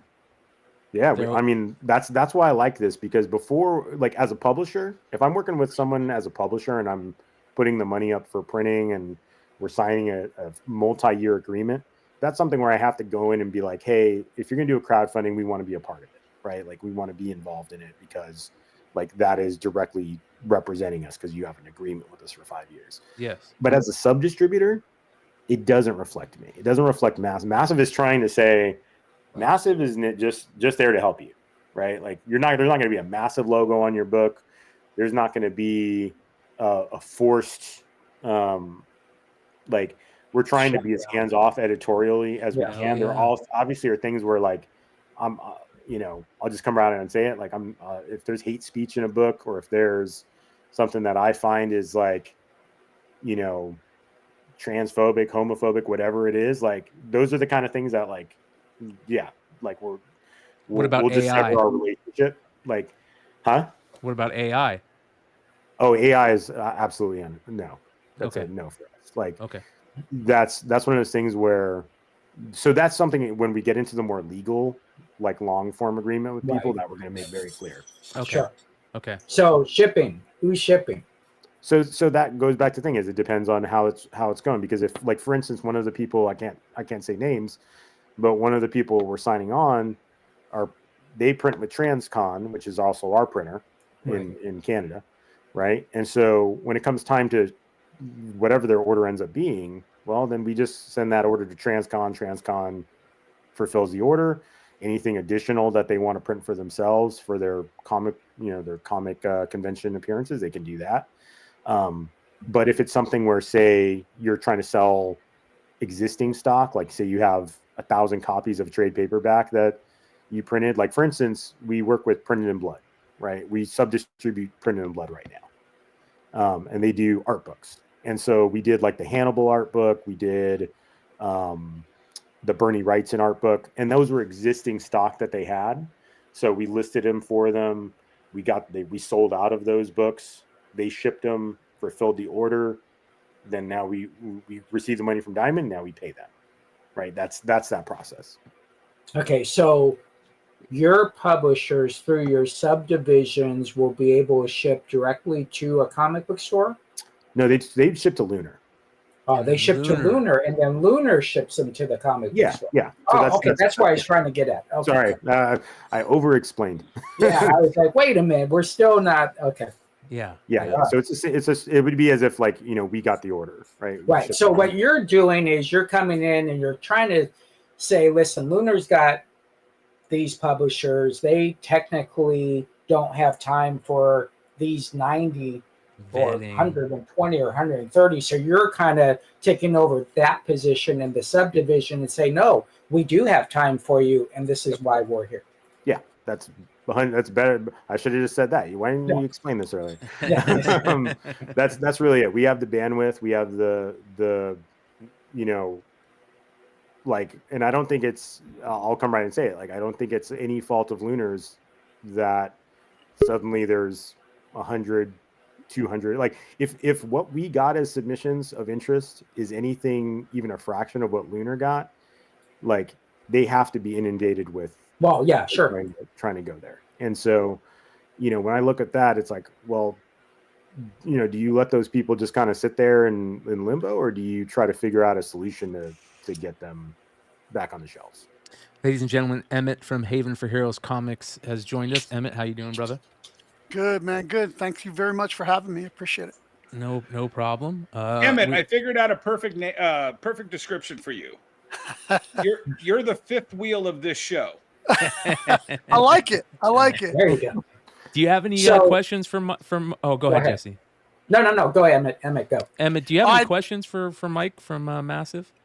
No, I'm just I'm hoping I buy a lot of indies, so I'm hoping that somebody's carrying them. So Yeah, there you go. wherever it works out, I'm not a huge fan, just to let you know, of Massive, but No, that's the thing, is like this to me, like, you know, I think one of the things that's interesting about this is, you know, Massive as a publisher and Massive as a sub distributor, to me it's they're kind of separate things. We're leveraging what we've done as a publisher, right? We're leveraging like the trust that we've built with retailers and with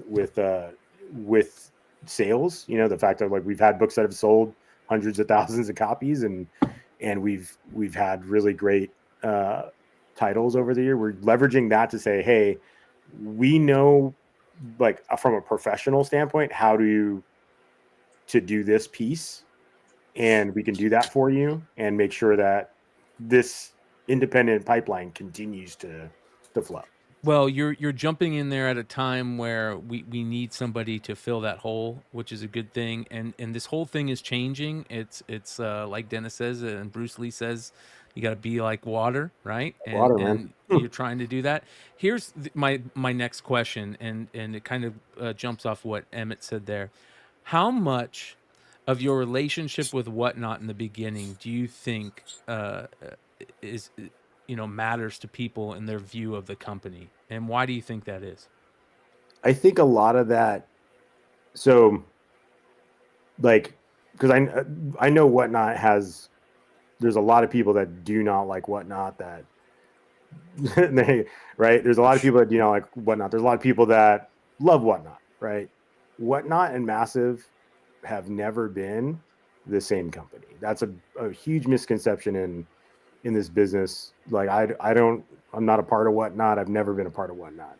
We had a publishing agreement with Whatnot when we started, and that's still the like Crash Down that we did this last year. That's through that publishing agreement, which was a great book. Yeah, Crash Down was great. I edited that book, and it was amazing. Tom did a really great job of promoting that book, and him and Ryan wrote a great script. Ben did amazing art, and so,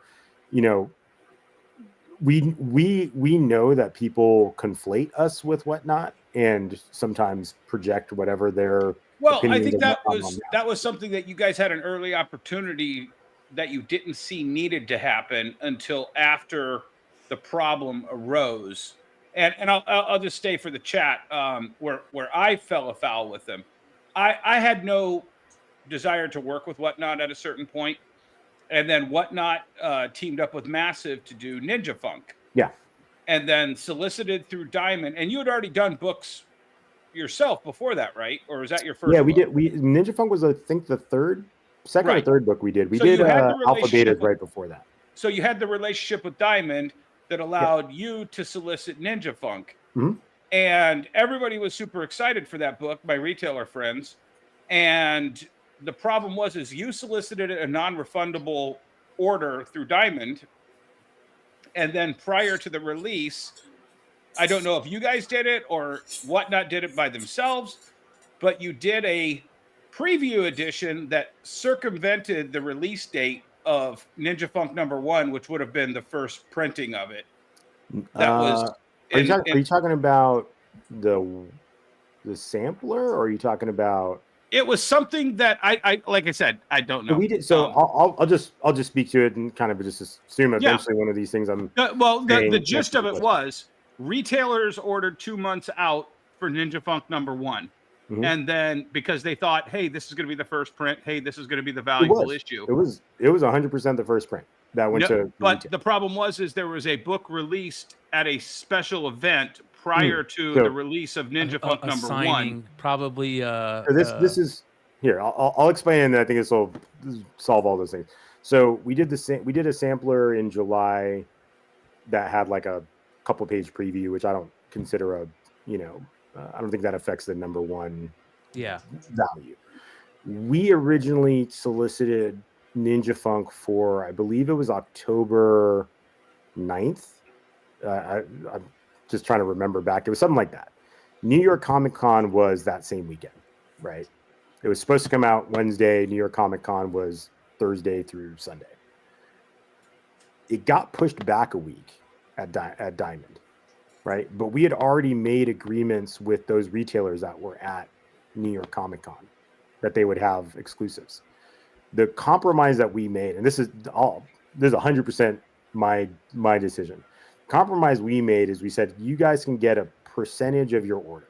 We'll allow you to sell, I believe it was like 100 books each out of whatever their exclusive run was. And I believe there was 6 or 7 retailers at that event. So about 600 books out in the New York Comic Con floor. That's what came out that weekend. And then the retail hit for comic book shops that Wednesday. So there was no early edition that went out. Well, yeah, but Lisa's talking about it's the Kickstradamus ash can, which was not part of the solicitation. It was a special event at a store prior to the release, even that New York Comic Con weekend. Well, this is a very the Kickstradamus. We did a Whatnot sampler that had a Kickstradamus cover, but that was the preview book that we also sent we sent a 1 per store to the stores. Yeah, it was, the problem is it circumvented what retailers had already ordered as the first release of this book. I mean, that's what I'm telling you right now, with hand to God, what came out for that Wednesday at retail was the first print, first appearance. The only books that came out of Ninja Funk before that were those 600 or so copies at New York Comic Con. We didn't release anything. Okay. Right. There might be a confusion with the sampler, which was also a limited book that we did. We did a Kickstradamus drop at C2E2. And there was, I believe there was 150 or 200 copies of those made. But that was it had a preview of Quested, it had a preview of Ninja Funk, a preview of Exiled, and a preview of Alpha Betas. So it wasn't a issue one. I just remember the retailers I heard complaining was that it seemed like Massive and Whatnot circumvented those non-refundable orders by releasing something that the customer would presume is the first printing or the first appearance. Yeah, but here's something interesting about that, because this brings up a pivot point that is going to have to happen with and you tell me if I'm wrong about this. Retailers, we got 3 retailers on here, which is why I love this show. There's this change that is happening in the comic book industry where you have these brick and mortar retailer shops, which are considered one thing, and online retailers, which are considered another thing. And there is this thing that happens where, when you can sell a book and putting out a book circumvents the other, but there's this thing that happens there because of those online retailers that are going to have problems, like you're saying, Michael, where you got pushed back a week at Diamond, you had all this stuff going on at New York Comic Con that it's going to just cause so much more problem for you guys to nix all these people's making money off of it, the excitement to the creators that is off of it. All that stuff is going to happen. You can't just say, we're not going to do it now because it's been pushed back a week. And then with the way that online retailers sell using things like eBay Live and whatnot, it creates this sometimes an animosity between brick and mortar store retailers that aren't using that to their ability. Am I wrong about that, Dennis? And I mean, well, I'm confused about the whole we were never. So when the first solicitation I saw on Diamond was Whatnot Publishing. It did not say Massive. It was just Whatnot. Were they trying to publish on their own and then got you to publish for them? I'm confused. You said you've never been the same company. We've never been the same company. Why were they listed as Whatnot Publishing in Diamond? So a big part of that was it, to get into the psychology of it, is it easier to push one brand or two, right?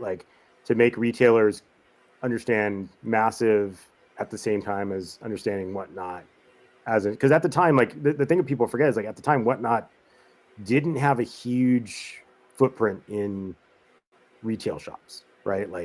It was starting to grow at the convention level, but retailers didn't. A lot of retailers didn't know. Yeah. Almost there. I would go into retail shops before we launched and say, hey, are you guys on Whatnot? And they'd be like, I don't know what that is.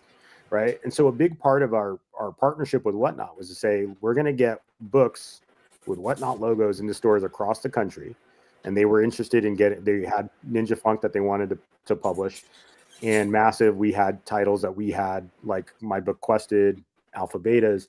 And we made that decision to say, you know what, like, let's go out as a united front as Whatnot Publishing, get these books out there and kind of let the market just, have this one thing that it's presented. Eventually we got to the point where it made sense to say, okay, well, like now people are thinking Massive is Whatnot. Like we needed to make that very clear that there were two separate companies. I didn't want anybody thinking I was the CEO of Whatnot when I'm not the CEO of Whatnot. I'm the CEO of Massive. Yeah. And Although a lot of companies are subsidiaries. I didn't think that Massive was Whatnot, but I did think that Whatnot owned Massive. Or that's where I thought too. And there was that. And still that's why did. I'm glad you're up here, until Michael. To be now. honest, that's why I said when you first came on, I can't think of anything. I mean, you've probably been on other stuff, but I don't think that there's ever been a point where these have been asked. And I know that we're keeping you for some time, so let us know if you have to bounce at any time. But this is clearing up all the people that are waiting to hear back about Massive Indies are going to be very upset with me. No, so I like the opportunity to talk about it, because one thing that I like, obviously, like, comic book shops have their gripes with publishers and distributors have their gripes. Everyone has their gripes. And my gripe with the industry is that there is a assumption that happens, and it's always the worst case scenario. And then that just gets parroted around until there's no point in trying to correct any. Right? It doesn't make there's no point for me to go online and say Massive is not the same company as Whatnot. Right, yeah. We Whatnot's a great company to work with. Well, but the problem is actions speak louder than words anyway, though, because when you announced Heavy Metal, the publisher or the editor-in-chief was going to be Whatnot's head comic book person. Wasn't Jack DeMeo going to be like one of the editors or something? No. Who was the person, or was it Comic Tom? There was somebody. There's the crazy things that end up getting circulated. I remember the announcement, and I was they were still their whole. They had their whole. Who was the whole editing team that you guys were bringing on? So the editorial team for Heavy Metal, when we were soliciting it, was the Heavy Metal editorial team. It was at the time it was Chris Longo, I think, was co-publisher, and Joe Illidge was still there. So it was all their people. But there was somebody who posted, I've wanted to work with Heavy Metal my entire life, and it was somebody from Whatnot. That was probably Jack. I mean, but he was working with Heavy Metal. Yeah, because at the time when we first launched it, at the time it was going to be a joint venture with. Right. Okay. So that's the problem with trying to prove that you're not the same. Is if all the same characters are intermingled, it's hard to tell people, oh no, we're two different entities, except for half of that is over here and half of that's over there.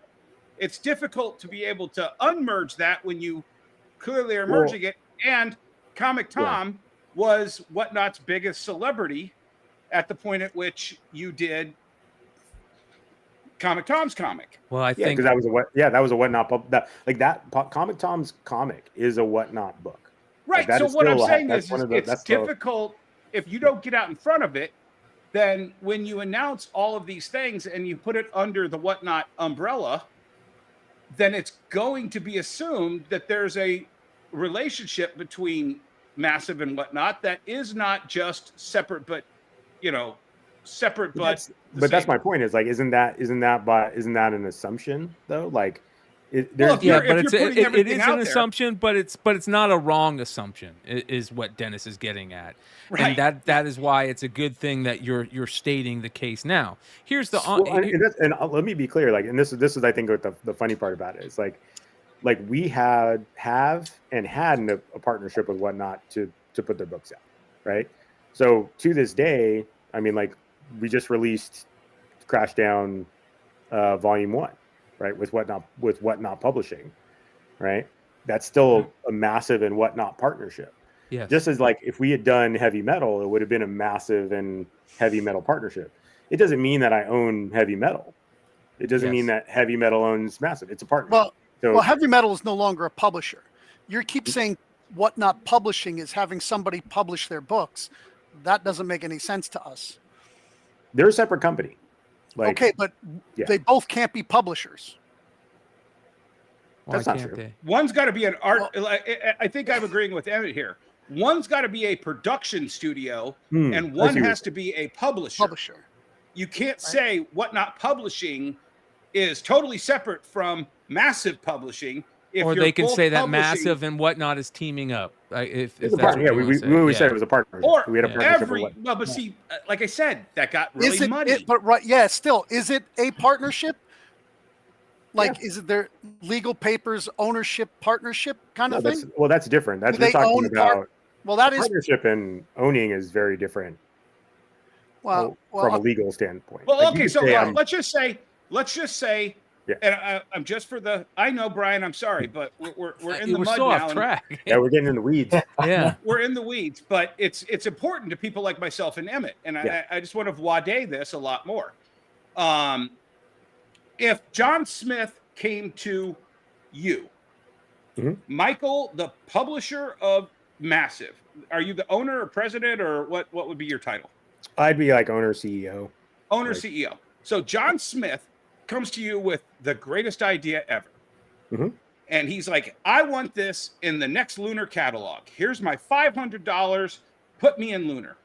Yeah. Is anything related to that ever going to touch a penny of profit going to Whatnot? No. So that's what I think you have to make clear.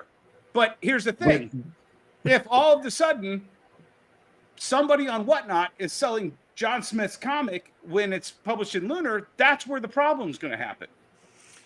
Yeah, like it seemed like was Whatnot having exclusives made? Were they paying for the exclusives, or were you creating the exclusives to be bought by the Whatnot dealers? Both. So Whatnot did their that's the problem. Wait, let me finish here, because I think we're throwing a lot of ideas out without ever closing the loop on it, right? So like if we're talking about a partnership between Whatnot and Massive to produce books, right? And there's Whatnot sellers, retailers that are paying to produce their own exclusives, and Whatnot is paying to produce their own exclusives. And like I don't think there's anything wrong with it. They're retailers. Like they may not have a brick and mortar shop, but they're a retailer. Yeah, like we just don't understand how it happens, right? We need to know how like for instance, if you as a retailer said, I want to have an exclusive for my shop that's just mine, right? And you reached out to Massive for you're like, hey, I really love The Exiled, I really love Quested, whatever. And you say, I want to do an exclusive. We have a whole process for saying, okay, well, do you have an artist? No. Do you want us to connect you with an artist? How many copies do you want? Here's the minimums. Here's what the street date is for that. Like that's a process that any retailer can do. We will work with any retailer that's trying to do a book, right? I don't have a preference if they're Whatnot or brick and mortar. I mean, I prefer brick and mortar because I'm a comic book shop guy. But for us, it's like, okay, that's helping the book get out there. Like, you look at Mark Spears' book we keep talking about. It's blowing up and retailers are making a lot of money on it because first there was these exclusives that were made. Yes. Right. That blew up. So it's like the online retailers are really like the first sign of like something being successful, right? You can look at them and say, oh shit, like there's a buzz for this. And now people are going to go to their shops and pick it up. They're connected in that way. But, for us, I don't really like, you look at, to your point, like as someone working with us for Massive Indies, there's not a Whatnot logo on anything we've put out. There's no Whatnot, there's nothing that we've done that would make someone believe that, but it would be kind of, in my mind, it's kind of ridiculous to have to start every press release with Massive, not Whatnot. So I have a question. So my question is this. So if you're doing Massive Indie, but you're still doing Massive, how are you going to work that? Keep your workload going with massive comics while you're doing massive indies. How are you then departmentize that? Yeah, I mean, I think, we've always kind of been a more quality over quantity as far as like when we do, like we focus on our titles. Like we don't do like 10 number ones per month. We usually do at most 2 new launches per month. So for us, the bandwidth of the series that we work on, I don't think we're flooding. I don't think we're competing in the sense of like, it's not like we have 40 massive titles and 40 indie titles and they're all fighting for thing. It's like, okay, here are the it's kind of like Image, right? Like Image has Image Central titles that they in-house are kind of putting that stamp of like, these are part of our studio of Image. And then they have these creator-owned titles that are going through there. Yes. And, they all have, like, I guess the biggest difference is with this is, our massive books will have our massive logo and these massive indies books won't. But I think that's a good thing. I think it allows those publishers to, and this is what I mean by like, you could have a publisher and a publisher in a partnership or in a partnership. Yeah. But, you have those publishers who can then continue to have their identity and they're not having to say, oh, I thought you guys were owned by Massive or this, like, there's no Massive logos on the book, Yeah.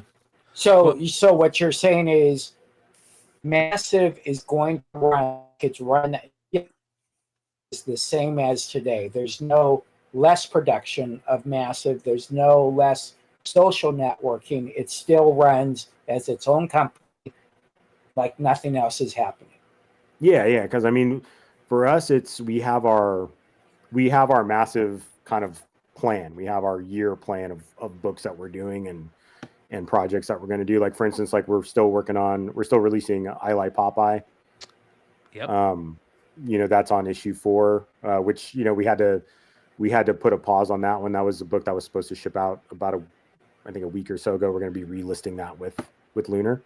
So, we have Popeye that's going forward, and that's a partnership with us and King Features. And, we still have those projects that we're, excited about, that we have that editorial aspect of it where we're, hiring writers or, doing more hands-on. We're paying for the printing and doing every aspect of the solicitation. That to me doesn't change. I think this becomes just a new part of the business. Yeah. Okay. Well, listen, I think that we kind of talked about some of the things that I'm really excited for Massive.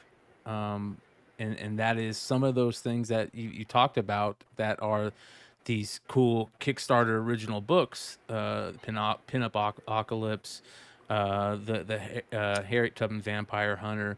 You talked about I Lie Popeye, which is very interesting.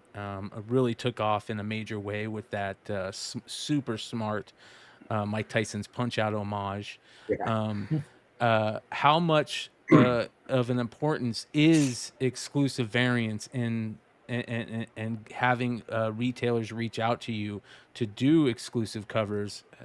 How important is that to Massive? It's changed for sure. That's one of those pivot things where you have to look at what's happening in the industry and know what's healthy and what's not. I think there was a good chunk of time there where every online retailer wanted to have their own exclusive and bit off more than they could chew, I think, in some cases. And like, it's one of those things where I think there was people that Price Comics. Well, I think there's people that walked out with hands full of money, and I think there's people that were like, "Oh, like next time I'm not going to do as big of a order." Yes. Right. And then for us, it was like, okay, well, let's take a step back from pushing that so hard and say, what can we do? That's why we launched Massive Select is a great example. It's like, we're like, okay, we have this thing that can help retailers at brick and mortar shops. They get these kind of items without having to like bet on their individual shop moving them. Now that, one of the things that have kind of, that's kind of become a popular thing is these kind of shared exclusives where 4 or 5 online retailers will go in on a exclusive for like a Marvel book, and they all get a percentage of the print run based off the cost, all those things. Right. And they're basically saying, hey, like, we're all going to share the risk and have this book that's great.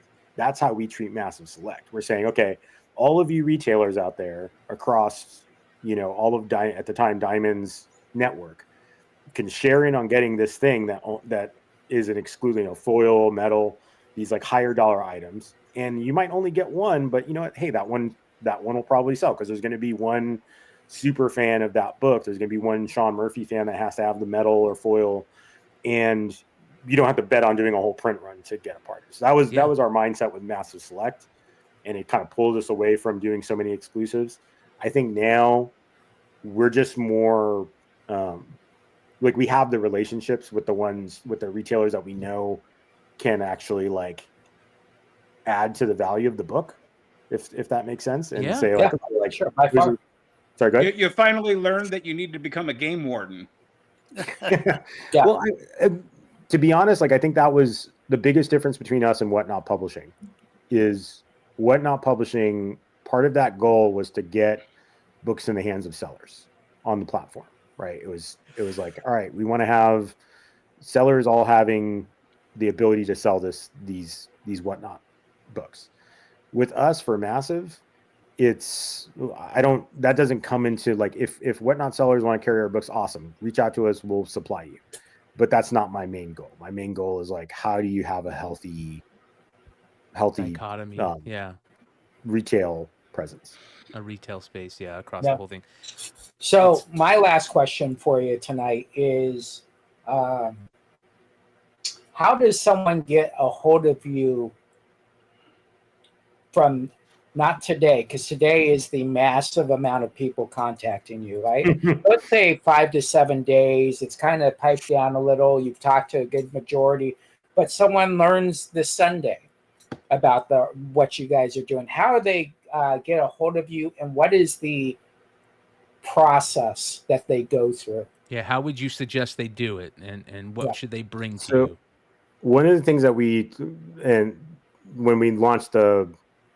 we did the press release today, we launched also the website form, right? So if you go to massiveindies.com, it'll just reroute you to the form, and so that's our post. But if you go to just massiveindies.com, it went down earlier because we had, I think, a lot of people. There you go. Here we go. There you go. Super simple form. This is the way to, if you're interested in the program, to ask about it for the Indies program. So we're going to make sure we respond to everyone, even if it's a situation where we're just, like I hate saying, I'm one of those people I hate saying no, because I think everybody's books have value. But even if it's a situation where we're like, hey, we've reached our bandwidth, and like this is something we think is good, but we might have to do it later on, like we're going to be going through that and making sure we communicate with everybody. If you're interested in Massive as a publishing company, publishing your book, and you want a bigger, like a more direct partnership with Massive, that's something where we try to make ourselves really available. Our social medias, you could always just drop us a direct message, and we're not really like, one of the best things about being like in comic books is you can be successful but like not famous, right? So it's not like we have to you can never conquer the comic book industry. Yes. Is Massive Indies a separate company from Massive? We may end up like splitting it off at some point if it warrants it. For right now, it's all under this one umbrella. Okay. Yeah. Okay. Yeah. Well, listen, Michael, I got to tell you, man, I got a lot of respect for you for coming in here and sitting down and having this conversation. I think it means a lot to a lot of the people that watched it, even though, we kind of got into the weeds into some of the stuff. I think it answered a lot of questions that a lot of people have been wanting to hear an answer for a while for now. Oh, yeah. I think that the partnership with Whatnot was something that was a smart move, but because for whatever reason, Whatnot's the way that people viewed Whatnot comics really changed because of everything that happened within the industry and what was going on at Whatnot at the time, and a lot of bad apples as well. There you go, bad apples. A lot of bad apples as well, which are no longer at Whatnot anymore or around Whatnot anymore, and I think Whatnot has really changed. Obviously, in my opinion, a lot of people think that, and I don't think that's going to be as big as a problem going forward. But I'm also glad that you answered that stuff, Yeah. and I think that more importantly, with the massive indies things, you're really giving a lot of smaller creators and smaller publishers out there some oxygen to breathe. Like this Got it. 30-day stay on the tariffs. It's a little bit of oxygen to breathe. Yeah. It gives them an opportunity to continue to be in the comic book industry. You know, we've had Larry Higgins from Niobe Comics on here, and one of the things that he's talked about in the past is how proud he was to have his comic book in the Diamond catalog and being at retailer shops and brick and mortar stores around the country. That made him feel like he finally made it. And that's a big deal for a lot of those smaller publishers and smaller creators, and you guys are providing that. Well, I hope so. I mean, that's, to me, is the biggest thing about like how I see myself in this industry is I shouldn't be running a publishing company, right? Like that's the industry is kind of built to stop creators from ascending to those positions, right? So there's not a lot of people. I mean, there are, but there's not a lot of people that started as creators and have gone through the whole process of like getting no's, like how do you get your books to shops, like go through all the struggles of that, and then get to a spot where they can maybe, like, even if I could just move the dial a little bit to help it be easier for somebody, like that's, to me, is why I'm happy to be in the spot that I'm in right now. Well, it's also out of necessity, man. Some of the best people in position wise, whether that's a head coach of a team, whether that's running a web page or a content creator, you learn things by necessity, right? You're filling a role that's needed because it's needed for whether that's your business or the industry you're in.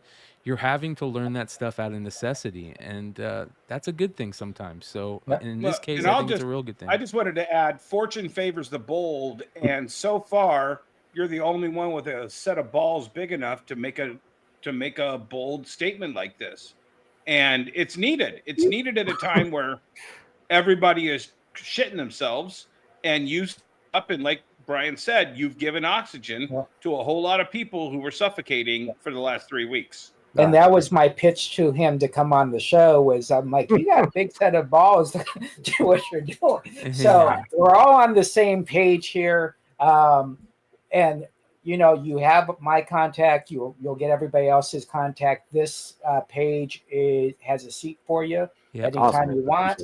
Any updates, anything you want to get out to public in this type of forum, never hesitate. And awesome. I just hope that you don't wake up with a horse head in your bed because you're going up. No, I mean, I think I have a feeling I'm going to wake up to a full inbox of books to look over. So let's cross our fingers, man. In its own right. Yeah. But no, I appreciate having me on. I'm glad I can clear up any misconceptions of things in the past. I think I'm very proud of what Massive is, and that we are an independent company, that we don't have a parent company that owns us. I'm also proud of the partnerships we've had. And so to be able to come in here and talk to those things, I appreciate that time. And awesome.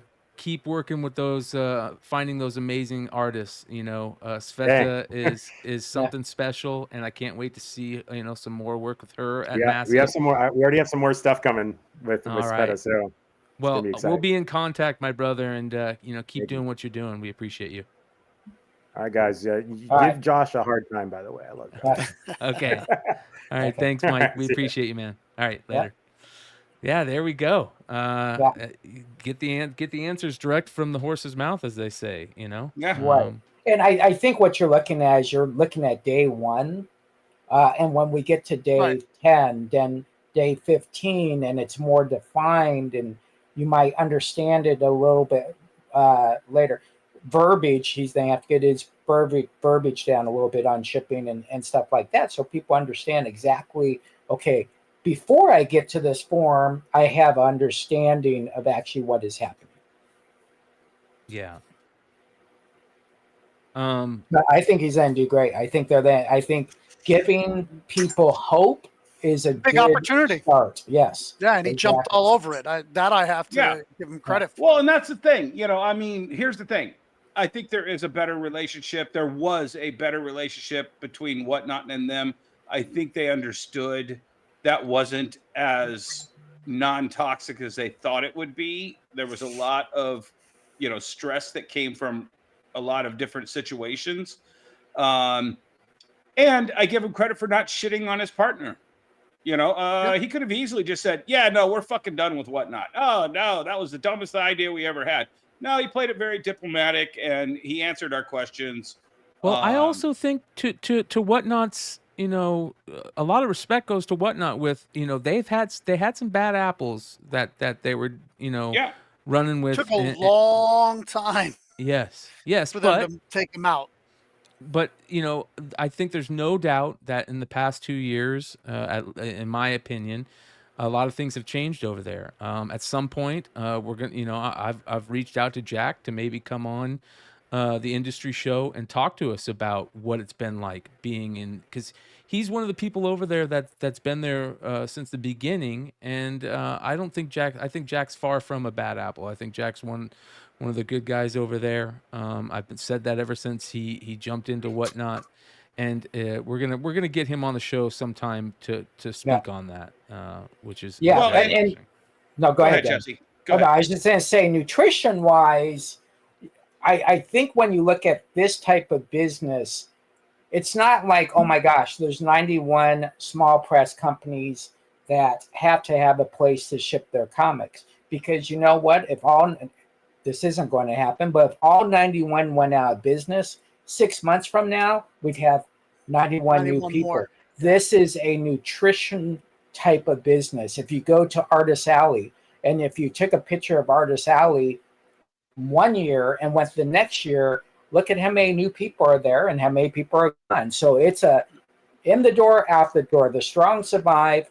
Yeah. But in this case, because this has technically never happened, where a company declares bankruptcy in a social media world where news travels so fast, whether it's right or whether it's wrong, it travels so fast and creates more anxiety to publishers, to creators who are just watching show after show or reading Bleeding Cool, every article, it builds up. So. Yeah. Well, I think we're trying to be a voice of reason for all of this. We love Rich. Rich is definitely the king of clickbait. He's always going to over-accentuate whatever the situation is to get the clicks, to get the likes. We're here to kind of explain the little minutia bullshit. And sometimes it's our job to get into the weeds, Brian, and I apologize. But I really, I felt Emmett. Emmett, you were heading in the same direction I was, right? Yeah, I think so. We needed to be in those weeds to come out on the other side and understand where he was coming from. Yeah. See, I'm still a little confused as if Whatnot is an imprint at Massive. No. Did they officially print their own books? No. So here's what it sounds like to me. I'm not 100% sure, but what it sounds like to me is Whatnot Publishing is an offshoot of Whatnot that allows them to get into the world of creating comic books, right? Intellectual property. Yeah. Yes, yeah. And they worked with Massive to get those properties into comic book stores or in the hands of retailers. Now, that doesn't mean that Whatnot is necessarily a publisher, but that's what they called that arm of their IP to create comics. You know what I mean? Yeah. So he's really just facilitating the printing and shipping to Diamond. Honestly, I think it was they had a relationship. He was already in Diamond as Massive, and Whatnot didn't want to go through the 5 or 6 hurdles to get Whatnot into the thing. Okay. You know what I'm saying? So they're like, hey, let's piggyback on Massive. Let's call Whatnot Publishing under Massive, and we get in there. And then they had all these other things, we're going to also do heavy metal because Ninja Funk did so good. And then that got kind of yanked out. And then they were, we're going to do Comic Tom's comic. Mm-hmm. And, that did what that did. So, I understand the strategy. It's just a matter of, I think there needed to be a lot more clarity so that I didn't see, them as the predatory, person that I thought they were. Right. That question did get answered, Ryan. He answered it during that whole thing. He said that they are not a company with Whatnot. They partnered together. They're two companies that partnered together. They are not the same company. He said that straight out. So Yeah. But he did kind of skate the, do they own any part of Massive? I don't remember that, but I could be Well, wrong. but he did answer it. Does a single penny of John Smith's comics go to Whatnot? Whatnot. If Massive puts it in Lunar. And that, to me, that's the answer. That's the answer of him saying, no, Whatnot is not our boss. If we make if we make John Smith $1 and we collect $1, that's our dollar. That's John Smith's dollar, and Whatnot doesn't make a penny. There you go. Yes. Yeah. Next subject. Yes. Yep. I want to go back to one subject that when Michael jumped on with us, we were talking about the four possibilities, or the possibilities for what can happen with Diamond, which was an article on Bleeding Cool. And obviously Penguin Random House being one of those people to buy up Diamond. But the one that was interesting was the UCS distribution and Midtown option. I think this is one a lot of people forget about and don't talk about a lot and don't think about a lot. But you guys have brought this up in conversation quite a bit on the show and in conversation. And I would like to pick your brain on what you guys think about this, whether or not UCS and Midtown could be. Midtown does not want this mess. They would have kept going with DC because there Yes. was an East Coast and West Coast before Lunar got everything. Yes. Well, and I'll go back up one more. And he doesn't mention this in there because Rich actually screws up most of the states in Michigan.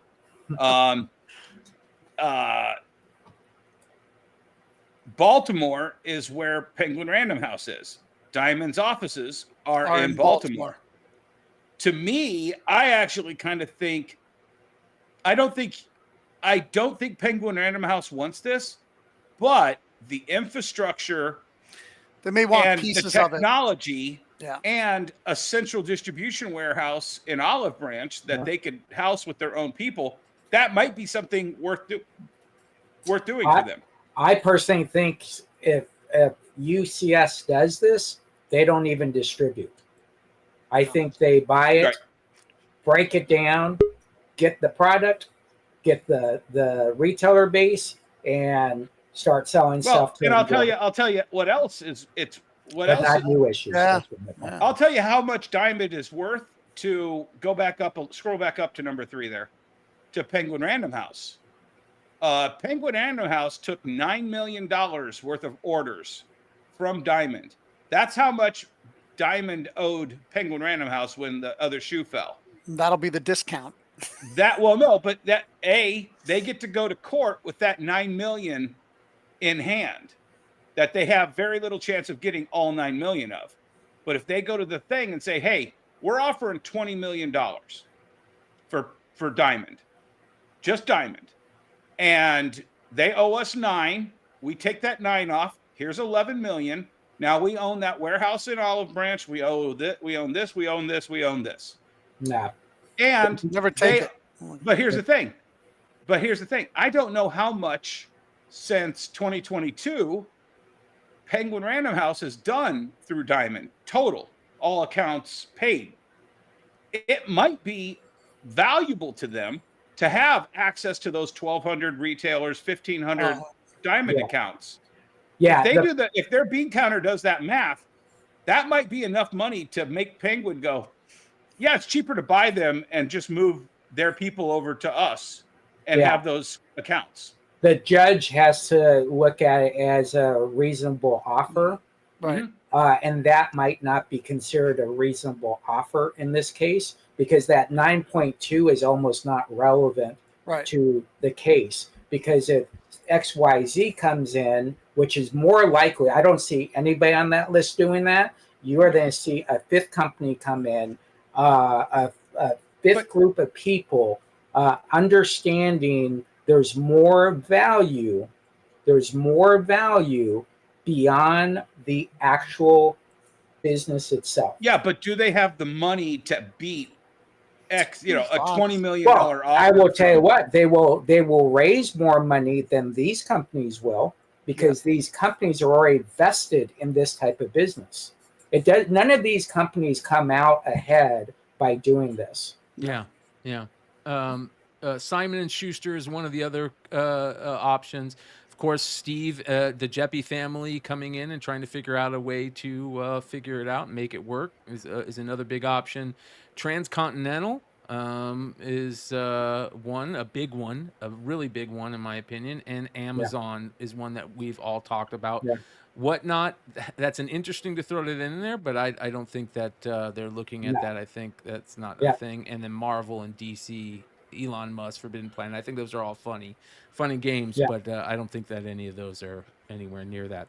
But ladies and gentlemen, we have our second guest of the night, a great creator, a much beloved creator of all of us, and a publisher in his own right. Ladies and gentlemen, Josh Blaylock, Devil's Due Publishing, joins us on Industry of Comics. Josh, how you doing, my friend? Hey, good. Great. Thanks for having me on. Well, unexpected appearance. Yeah, we have you at 75-1, just so you know. Yeah. I'm just disappointed I wasn't like a 50-1 underdog on that. Yeah, right. Yeah. I don't think the warehouse is that big. You'd have to put it in there.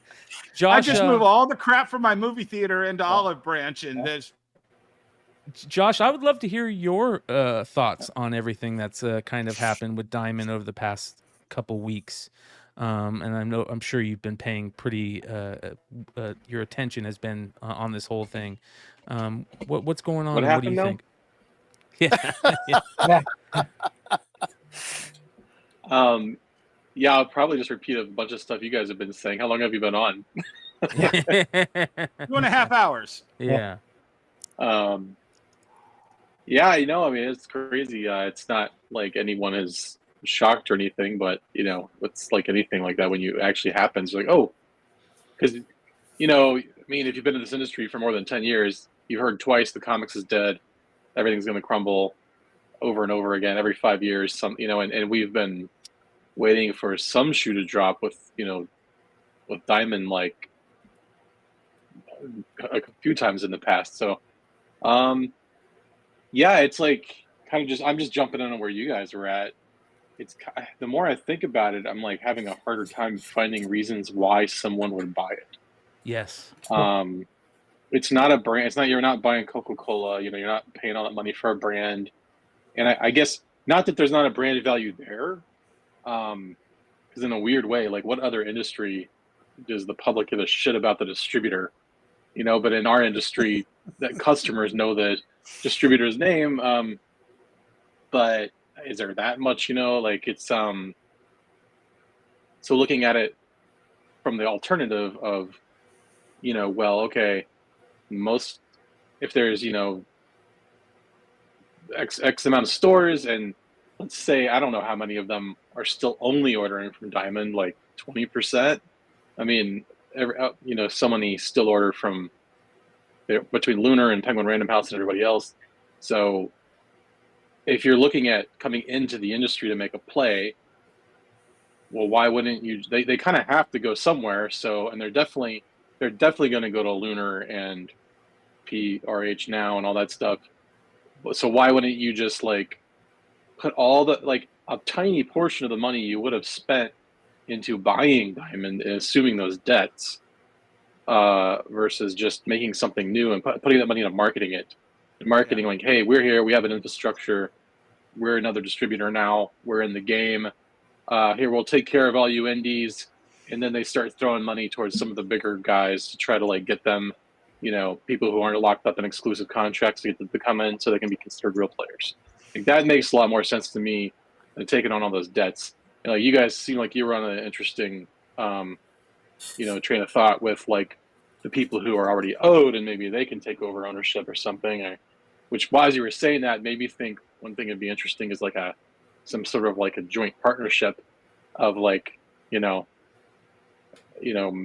there's a printer that wants a stake in in a distributor. Maybe in there's a Well, I mean, one of the But- things that's why that clicked in my brain. Diamond right now owes 41 million. Okay. Now, for the most part, that 41 million was ordered by comic retailers. Comic retailers had to order that crap to make Diamond order that crap from the creditors. So the customer base is there. However, we do all know that the customers, the comic retailers, are very much in arrears. We don't know what that number is. If the arrears are 42 million and Diamond owes 41 million, then it's actually a bigger house of cards than we thought. Yeah. I mean, the whole industry, if the whole industry is like, just trying to work backwards, like 2.1 billion, and like half of that is bookstores and stuff. I don't know. I don't have exact numbers, but what is the direct market currently? Is it like $800 million or $750 million? The last I checked, it was down to 7, and that was a couple years ago. I think we're probably down in the 6 or 5 right now. So Diamond would still be. I'm just curious, like how much wholesale gross they generate. Is it like $200 million a year? Like we don't know. Not They nothing. haven't given us. Like as they haven't scary given of us any of that. numbers. Yeah. Scary as like these tens of millions of dollars numbers are. They're not nothing. So, and if I guess if you look at what kind of margins that they make, though, that's probably like, down there. So who knows? But Well, give us a little background info on that. When was the last time you solicited a book through Diamond? I got stuff in there right now. Okay. Now I've not been publishing a lot. I mean, I'm like a tiny little studio operation now for the last couple of years. So fortunately, I didn't even have anything with them that got caught up in that whole mess. I was just about to solicit like a grip of stuff. And I went ahead and did it, carefully, knowing like the risks that could be involved. So I think, it was like if they don't find a buyer by April 16th, and if they're forced to sell everything, then they literally legally wouldn't even be allowed to pay.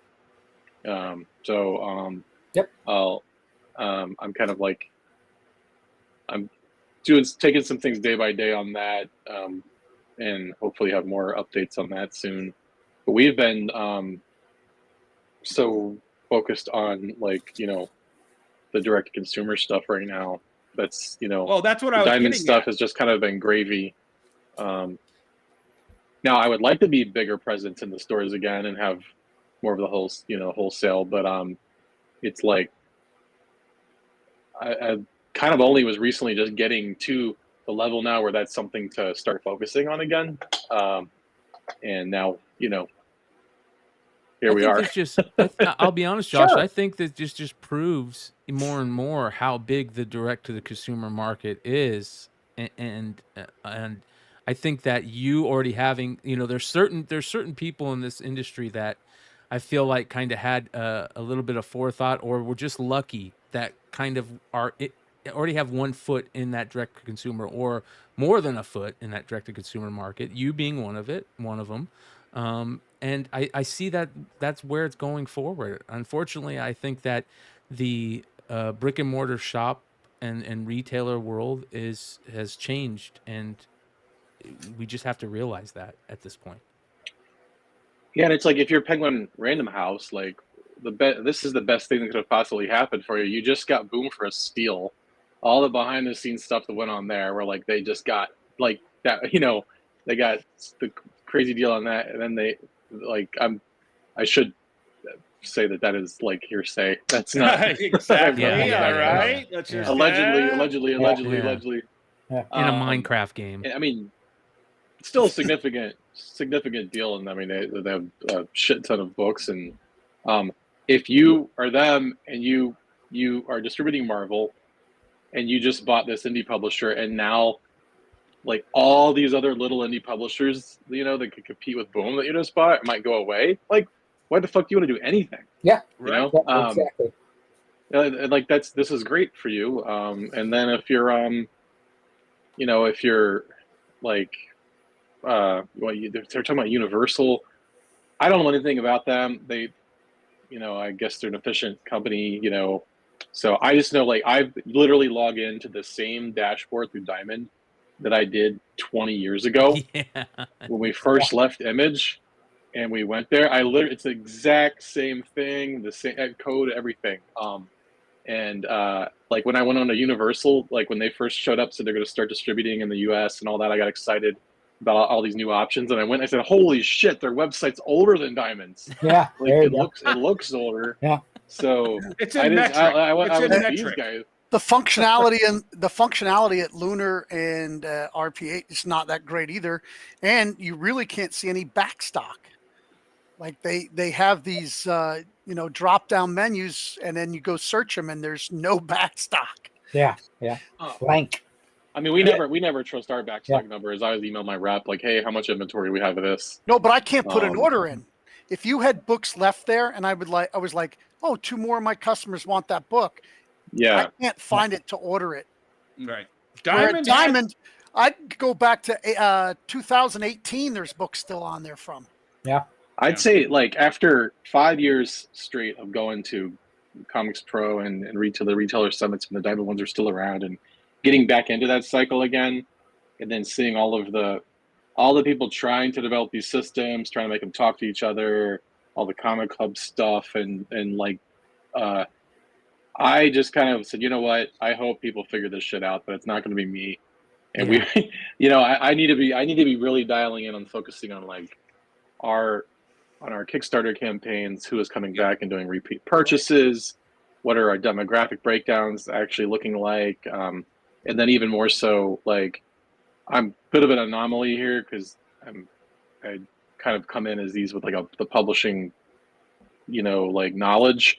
Yeah. But really, I've been trying to do the opposite of like, what do people want from me? Yep. As a And creator, weeding out the stuff that I want to do that they don't give a crap about that I do, like some of my sci-fi stuff. I want to do it, but I got to really weigh like, you know what? They're like, shut up, Josh. Please give me more Mercy Sparks. Give me more supernatural stuff. What did I tell you today, Brian? It doesn't matter what you want. It's more what they want. And that's what you need to focus on. Hey, Josh, let me ask you this. Is the problem in the industry that no one was surprised? Is that a problem where there was nothing for anybody to actually say, well, let's do something about this?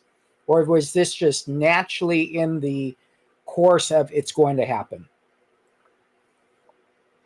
Good question, man. I think it's kind of like in people's minds. It kind of, maybe if you had kind of like left and you started going to Lunar and PH, I always say PHR, PRH, and all that. Like maybe kind of in your head, you're like, I don't know, I don't care if it happens if they're already sort of checked out. But I'm not saying that with any frame of reference from like actually being a retailer in there every day, and I think that if it had happened a couple of years ago, like I think it'd be a real problem. But right now, it seems like just in like an adjustment period, and it's hard to say anything now because there's no data. Like, but I'm hearing all the time. I'm hearing these stories about books that are selling like crazy, and not just the stuff you see purchase orders for. Like, if something sells well, you usually hear through the grapevine. And you don't know how, even if you measure with a grain of salt, like, you don't have numbers to really verify anything with, but it sounds legit. And then I hear like constant struggling. Like I'm kind of going on a tangent here, but I'm hearing a lot of similar problems like there were in the late 2010s where there was like too much choice. There were too many new like Image boom type of books, like so many of them good, but like they're just just too many, and then like at the same time, books doing phenomenally well. This is getting. You can pull me back in here to the distributor conversation. I've just been thinking a lot about all that. Well, that makes sense all also the 80s, because 80s stuff like. You have a lot of writers competing against themselves. Yeah. Colin Bunn doing 4 to 5 books a month for 3 publishers. For 3 different publishers. Yeah. Tynan, Ram V. I mean, I Joshua mean, Williamson, they're yeah. great. Yeah, they're great storytellers, but how many stories do they have in them at a time? I think Yeah, some it's like stuff it are. sucks too, because it's like I know people got to pay their bills, so they're just like, Yeah. give me the gig, and at the same time, like the publishers are. I don't know. Kirkman. I was listening to Kirkman's interview on Observations, and they went on this whole like bit for a while about Kirkman's was a big believer, and then once he got into the rhythm and was able to, he's like, if you do 3 books a month, then people like someone could say, yeah, I collect all his stuff. Yeah, Yes. I read everything he does. The Yeah. second you start doing more than that, then they got to make a choice, and then they're like, then that means they're going to buy one. Yeah. So It's the same thing with artists, Josh. I mean, Yep. a perfect example of that right now is Mark Spears, who is getting like all this love for his art and his IP, which is monsters, and he's a big part of him is saying, okay, I got all this eyes on me right now. I need to go, get as much out there as I can. And then, people want all his stuff because he's only putting out 1 or 2 things a month. And then the market gets flooded with 20 covers of his out there, and you just change the color in it. And the next thing you know, people are tired of it that quickly, So it happens with the artists too, just like it happens with the writers. Yeah. I'm just getting up to speed on all that too. That's another series that is sort of this, one of these books is doing tremendously well. Yeah. And it's funny, that made me think too, because I just was kind of catching up on the Mark Spears like little phenomenon happening. Kirkman mentioned in that interview that while everyone's focused on the Hasbro stuff, how well Universal Monsters has been doing. And it's like its numbers have been up there with those, and I'm like, are monsters going to be a thing? Because I didn't 100%. add possibly horror's trends that been we're going to have. Yeah, 100%. yeah. It's horror's culturally when things are scary in the real world, they got to get scary in our fiction. Yeah, I don't think It's classic monsters. Yeah, I don't Right, think yeah. horror in the last 75 years has not been in the top 5 genres. It is always in that top 5. It's not going to leave, which is very interesting. But now that you're on here, let me ask you this: if crowdfunding went away tomorrow, would those sales translate back into the comic book stores? Oh hell no, no, Yep. not at all. There you go, right there. No. Yeah. There. No, I'm. Oh, sorry. I was just saying that's why I never was upset about comics being done through, because it's not my customer. Yeah. They've never stepped in. Most of them have never stepped inside a comics shop. I disagree with that. I think they were in a comic shop at some point to get the love of a comic. Yes. And then they branched to who they wanted to support directly. You're right. I think you're right there because they understand the weird idiosyncrasies of how we collect. Like they want the variants, or they want these. Like they wouldn't know that stuff if they had been trained somewhere. And I think if you came into it not being part of that whole comic shop culture, that's where you see someone who comes in who's been reading webtoon, who wants to support this manga romance or whatever, and you see it sells $200,000 worth, and they're buying all the little tchotchkes and merchandise and all that stuff, but they're not like the people you see on there who are buying, I want this variant cover and I want this version of it and I want the metal cover, and so I think it's a little bit of everything. But I'm writing right now. Speaking of, I have a Kickstarter right now, Circuit Seduction Revenge. It's over tomorrow. Brand new series. Let's get that on there. It's the filthiest, most gratuitous thing I've ever done, but it's all full of sex and lots of murder. Until the next one, right? Yeah. Yes. Yeah, they don't have to up the ante. Yeah. This is a brand new one. It's it's doing pretty good. It's not like a blowout hit, but where I think people are gonna dig it. And if we but I'm writing this almost selfish little booklet just to help me get all my thoughts out on this, called going to press pretty soon, actually, called Breaking into Comics No More Rules. Well, that's kind of a follow-up. Yeah, so tell them about your original, which was a giant hit seller for me because I bought a lot of it from you. Yeah, that was the how to self-publish comics, not just create them. And that was like Tony Caputo was like had written this guy from what was he Now Comics or I don't know. It was the 90s, and I was looking First for or anything I could get Now, a hold yeah. of. Yeah, there was like there was one book that hadn't, and in 15 years, no one had written another one about self-publishing at the time. So I did that, and I updated it over like 15 years. I think I updated it 4 or 5 times, and I'm kind of done with that one. And now it's really going to have a lot of irrelevant stuff in it about Diamond, and not mentioning other distributors, but there's still enough in there as valuable for people for certain things. This is my new little sort of companion to it, but it's not really about the ins and outs of publishing. It's just this kind of almost like an essay, just 48 pages of prose of saying, like, look, things have just changed so much in the last 5 years. What's going on? I try to pull together a lot of the data that I, for some reason, do have in my head, like with Weird Little Rain Man. But other stuff, it forced me to like kind of get my thoughts together and decide what I really do think. And kind of, what I was trying to extrapolate out of this, which I think is the topic of a lot of these kind of conversations everyone has online too, is everyone feels very like things are uncertain. There's a lot of reasons people are concerned about everything, and there's a lot of struggles and problems people are having with their sales. But then when you look at the data, it keeps staring right back at you like you're wrong. Sorry, buddy, you're wrong. And trying to extrapolate what is valid what do I feel I'm worried about that makes any rational sense versus what I'm wrong about, what I'm right about, being, any concerns or what I feel optimistic about, what have you. And that's what this was all about, extracting, information from. So it's kind of, I think, Jesse, going back to your thing, like if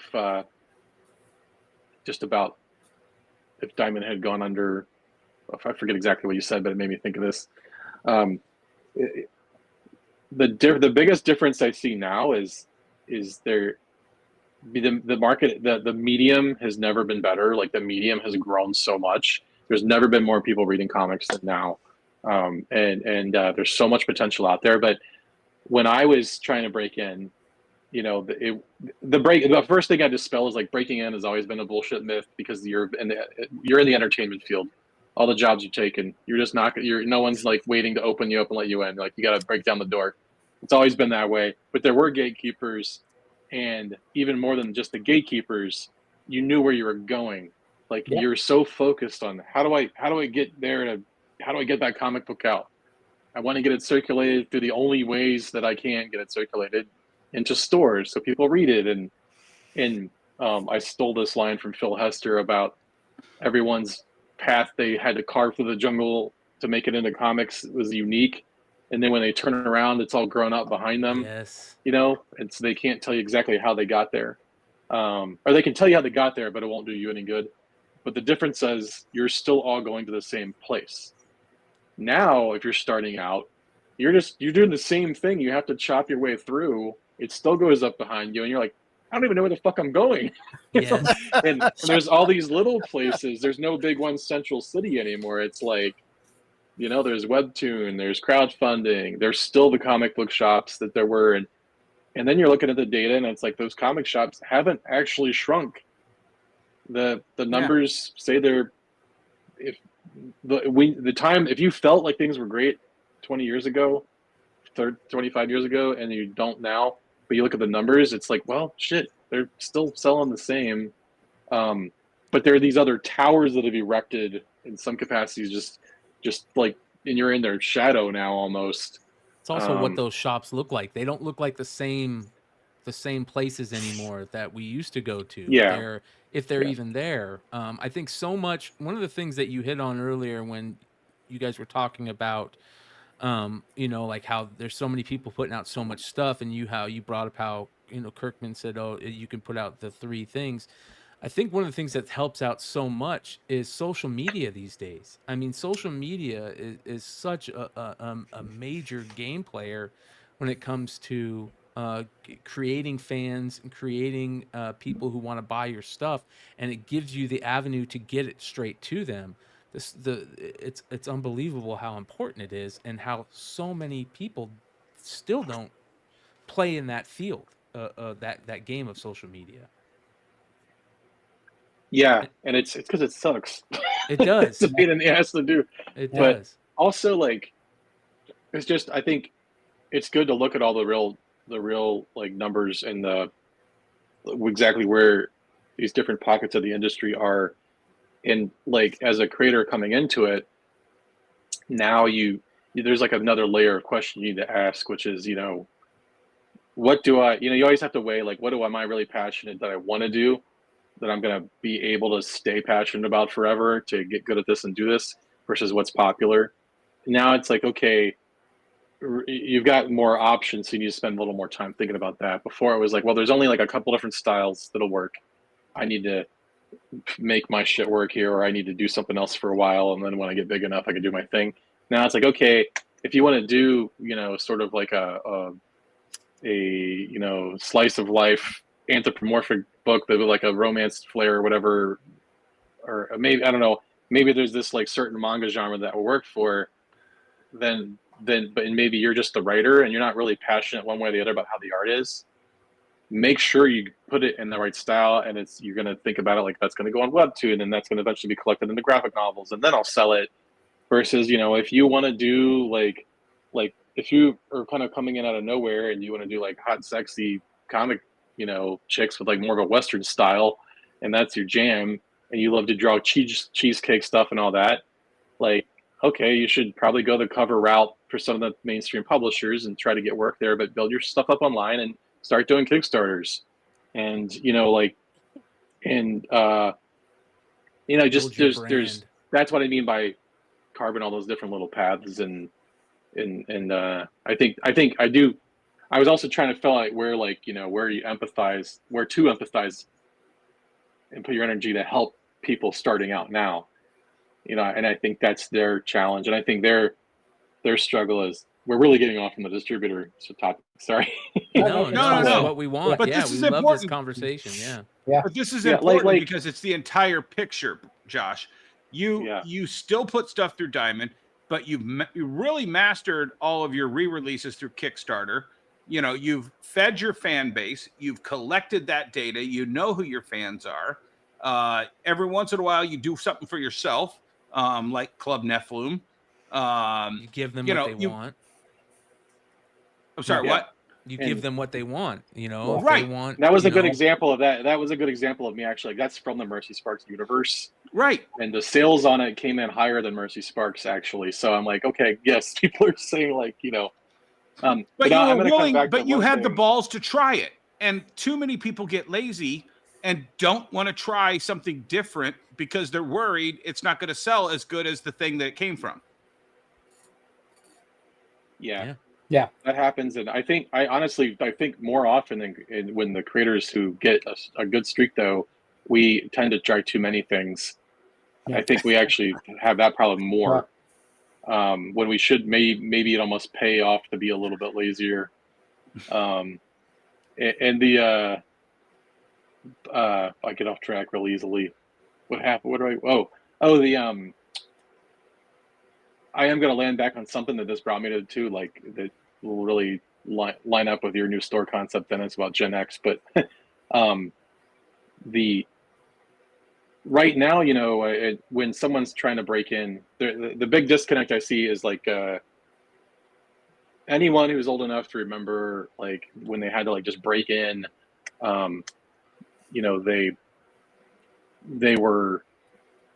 they still did have to, like, it was a lot more expensive to self-publish anything. It was, you still had to like break down these like walls, and then finally you're in. But you had to put up so much work, and you had to put up with all the people who just never actually would like see it through. All your buddies that would like be doing stuff with you that finally, like, you were like one out of 20 of them that actually made it, and you met other people who were doing the same thing. Now, like, it's hard for you to understand someone younger who can't doesn't even know where to start. Yeah. And you're like, it's so easy. Just go now. You could go make like 10 comics, and it costs you like $30 to print them. And it, you can just put your stuff up online for free, and it's they're and they don't understand why the younger person is standing there where this imaginary wall used to be, just like waiting. And I think that's where like you can kind of help. I think it helps the younger people to understand like why they're not getting any help or sympathy, because the people 20 years older than them don't even understand like what they're waiting for. Yeah, they're like confused. Well, the crazy part about it is we got in this business because of handshakes, where they live in a world of social handshakes. And there's such a big difference. So when they actually meet someone, they don't know actually how to communicate with someone who's actually in front of them versus just sitting, on a camera and just talking whatever. And so socially and generationally, we are in a very weird place where, I look at my dues going on 43 years saying, oh my gosh, I sacrificed a lot to be here today, where you are right. Someone can start literally tomorrow. And if they know how to use a platform, oh my gosh, sky's the limit. Yep. Yeah. And I think one thing we all need to accept, who all the gray beards, is like, we, the people who are really struggling the most, the people who are holding on to this idea that the comic shop is all about like, amen. Not that it's about community, but it's necessary for community. It's not necessary for the community. Like, you don't have to have the comic shop to be able to see the other weirdos that you're hanging out with. Like, and it's just that I miss it. That was a fond, nostalgic memory, but the reason why we had that is because we were such a tiny little sector of things, and now we're not. And so there's a lot of people, and the same thing with conventions. You don't need, the convention is sort of where you go to meet up with the people you've been building a relationship with online before that, and you already have your plans in place when you get there. You're gonna go do whatever. Well, and it's like more like going. You It's remember still all the important, classic parties at Knuckles Sports Bar at Wizard World? There were more deals struck at Knuckles Sports Bar than were ever made at the offices of Marvel or whatever back in the the 90s. Well, that's every con. I mean, I think right. every con, no, but I'm talking specifically for Josh, Josh and myself. That Knuckles Sports Bar and whatever that bar was, the Marriott second floor bar in San Diego. We had to have those events to get in front of each other to talk about these ideas. That's gone now. Yeah. You don't need it. And but like whatever. I do want to go back to this before I forget about I think there's a reason. There's certain parts of this not to worry about that we might be worried about. But whatever new distribution thing pops up is just going to continue to be more to fit like the way that the modern communities are made. Or there's going to, I keep thinking about something popping up that helps aggregate, what is happening with all the crowdfunded comics and direct-to-consumer comics. Maybe someone starts helping make those like a distributor. And I think whatever comes out of it is going to mimic, almost like full circle, mimic like catalogs that went to head shops. Like, hey, do you like comic books, man? Check these out. That's my like next video. Corner. Josh, that's my next video. The hippie record store and the comic shop. Yeah. So it could be, something like, or just, shops that aren't necessarily comic book shops start carrying, cool comics. And there could be all kinds of little distributors like that. And Diamond, if they survive, they could actually morph into like the biggest, coolest one of those, like some big indie, like Victory Records used to be like a big hardcore record distributor, like that kind of thing. But I did kind of come to this sort of like other full circle thing of, I have had a thought before of, like, okay, I just don't enjoy doing certain modern styles of comics that teenagers resonate with or whatever. And super I definitely I don't want to make I can appreciate a good manga, but I don't want to make a super authentic manga. I just don't want to enjoy it. And, not that every kid just reads that, but whatever's in style at the time, how are you going to keep up with things? And I think the same way that Generation X confused all the boomers when we were in our 20s and we wouldn't stop buying all our shit we had when we were kids, we're doing the same thing now. It's confusing everyone when they're 40 or 50, and it's like, oh, we're just not going to ever stop buying that stuff. So we're not. If you were worried about like, oh, what happens when they stop buying all my comics? Like I'm and they don't want these kind of books anymore. What am I going to do? That's why things like Kickstarter are doing so well, because they used to go to the comic shop. They're not done buying them. They got more money now too, and they're just they're just choosing to do it at home and buy what they want. And I think when they're 70 years old, they're going to be wanting the AI fucking $2,000 Optimus Prime little helper bot. Yeah. Well, and that was something that I left out of the video that I did today, which was another kind of little eureka moment, and I'm saving it for another video. Ready Player One was such an eye-opener to me, the movie and the book, because that explained how you translate our pop culture, which I think is probably the greatest pop culture that you could possibly have ever wanted, the 80s and the 70s, the late 70s, 80s, and even a little early 90s. But the fact that that stuff was still relevant in that fictional universe. He's excited about a virtual He-Man lunchbox. Yeah. And that's when I was like, holy shit, this warehouse that I have, this movie theater that I have full of all of this crap has a potential of being it. And then when I opened this new concept store, I would just go through with a box and I'd be like, okay, I'm going to take this over. I'm going to take this. Wow. A 20-year-old kid bought an Alf lunchbox for $20. Yeah. Okay, great. They know who Alf is. Fuck. I didn't think that was possible. Right.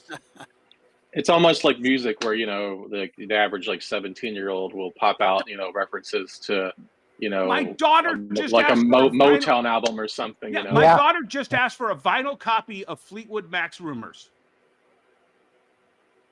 Yeah. Yeah. Yeah, So, I have 5 copies. Do you want one? Sure, here. So Josh, your Kickstarter per customer is at $29.82. Is that more than average, about the medium of your average, or below your average in sales for Kickstarter? That's probably about average. It's hard to say because usually, so many times too, I do the like a trade paperback or an omnibus or something. But I think that's pretty right on point in the middle. Sometimes closer to 40. But yeah, because we do what I do. The base price of any comic on there, no matter what, is $10. Okay. And I'll have a store version that's like usually if the stock's good enough, a self cover or something like that. That's like $5 if it's a regular size comic. That way, the Kickstarter one starts off. It's at least $10. It's kind of like in a nice way, like, do you want it or not? Yes, it's pricey, but that's what you're here to get it directly, and it's a little bit more premium stock and all that. And then from there, upgrade it. Do you want like a hollow foil thing or a UV spot upgrade on certain ones? This is the first time I've done like so many of like the more naughty variants, because that's like the book literally is about in the 2040s. It's about a synth brothel within a corrupt billionaire's like towery skyscraper, and this girl ends up hanging out with all these rich people and gets sort of discarded and left dead in an alleyway, and her sister just hacks their sex spots inside their building, and she just activates one of them to murder everyone. It's like The Raid meets Ex Machina. Eat the Rich, but with sex robots. The Raid. What a great movie. I just wanted to do a fun story where I just got to like have just it's almost like a video game. Like every level is just action, and Right. But it's still got a heist concept sci-fi twist to it. At the end, it's like left where Game of it can Death. continue on. Back to Bruce. I can't. Wow, Yeah. that's beautiful. Yep. Yeah, that's this artist Antonio Baldari. That's Art Voyager. He's this. So there's a community of artists also that have like kind of popped up. They're just like Kickstarter celebrities. Yes. This guy's one to look out for. Art Voyager, and he did one of my most popular Club Nephilim covers. Is how I learned about him. He approached me online, and then the one with her sitting. And just for the record, can you go through a few of the artists that you've helped discover through your 20 plus years at Devil's Due? I mean, yeah, I guess. Can name drop. I want the audience to know how good you are at spotting these guys. Oh, well, I'll take all the credit for this. Yes. No, yeah, no, I mean, the original crew, I mean, you know, I mean, a lot of it was, I'm gonna go with Dennis. I'm just gonna hype myself. I'm not gonna do a Midwestern downplaying anything. Yeah, like Tim Seeley was one of the first people I relocated.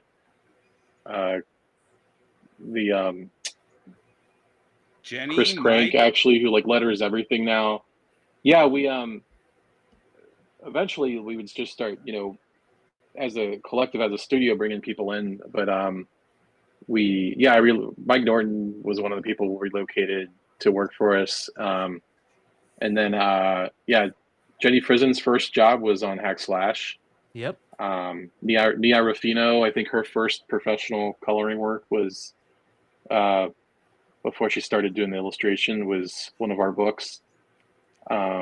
That Jenny Hack Slash is so creepy. It is absolutely creepy as hell too, and I love it. Yeah, her first one was that Wizard of Oz cover. Yes. Yeah, I think that was the first one. It was her first ever drawn cover, but I think you guys something ended up happening where they put out the Voltron one first, but she drew the Hack Slash first.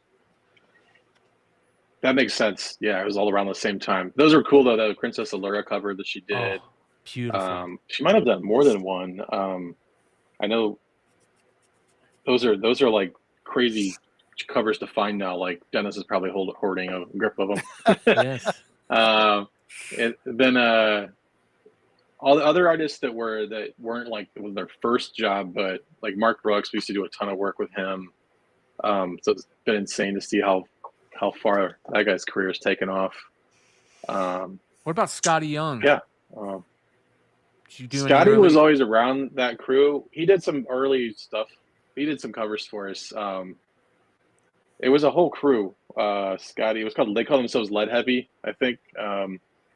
Really, we would hang out at like the drink and draws. It was like the first real Chicago drink and draw. I might have been the second one ever after like the whole, you know, the Dave Johnson Atlanta crowd. Yeah.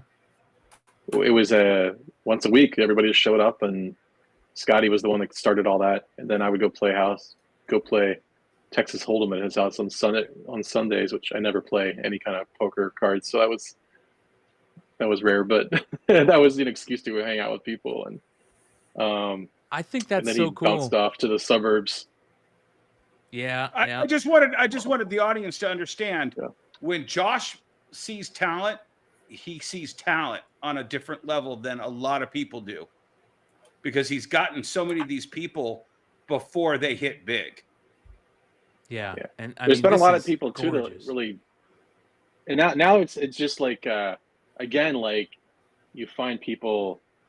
I went through almost a decade of discovering other like creator-owned talent, and then, you know, it would just be taken off and then kind of not go. It would kind of fizzle out, or they would go get taken up in by another gig because the industry was more unstable.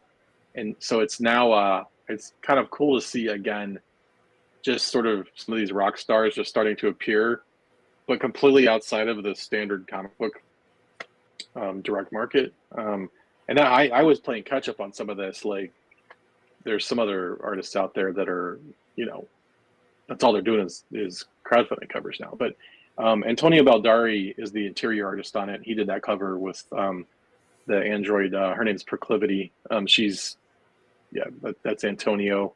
But he's doing all the art inside. There's the other covers we have are that's Pop Man, who is actually doing the Disavowed with me. That's going to be coming out through Massive. Which is awesome. And then again, more people saying how much they love the Devil's Due era of G.I. Joe and how much we love your creations in that era and that world, and that they want to see more of it, man. And you're giving it to them. And I hope they like this. At San Diego, I pulled Josh off to the side and said, "What are you doing with Massive? That's just whatnot." And then tonight we had that all dispelled. Yes. So there you go. I'm back to supporting it again, Josh. Yeah. Hey, Josh, I don't oh, want to be their spokesperson, but that whole whatnot thing was very temporary, like over a year ago. Hey, Josh, I just want to ask you one more question on my end. How important in a creator's startup, and actually at the end where they're more mentoring, are drinking draws, doodle nights, that type of stuff to the development of their personality? Oh, to the personality, I don't know. I mean, to the I know it's not necessary anymore. You know what? I can't stand to just sit around and talk on Discord and stuff all night, but I've I mean, that's actually been part of like video game culture and gamer culture for like 20 years. So it's not like a new thing. I think it's just what we're seeing is the dying off of more and more of the physical social connections.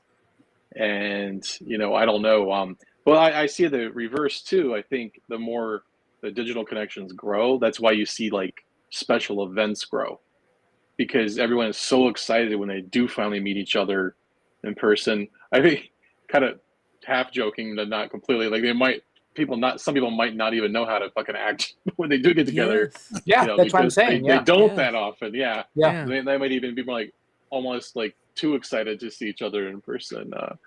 You know, but I think that also makes kind of like you were talking about with the way that cons have become. Now they're just parties rather than where you can go to break in and how people need to go there to learn the industry or whatever.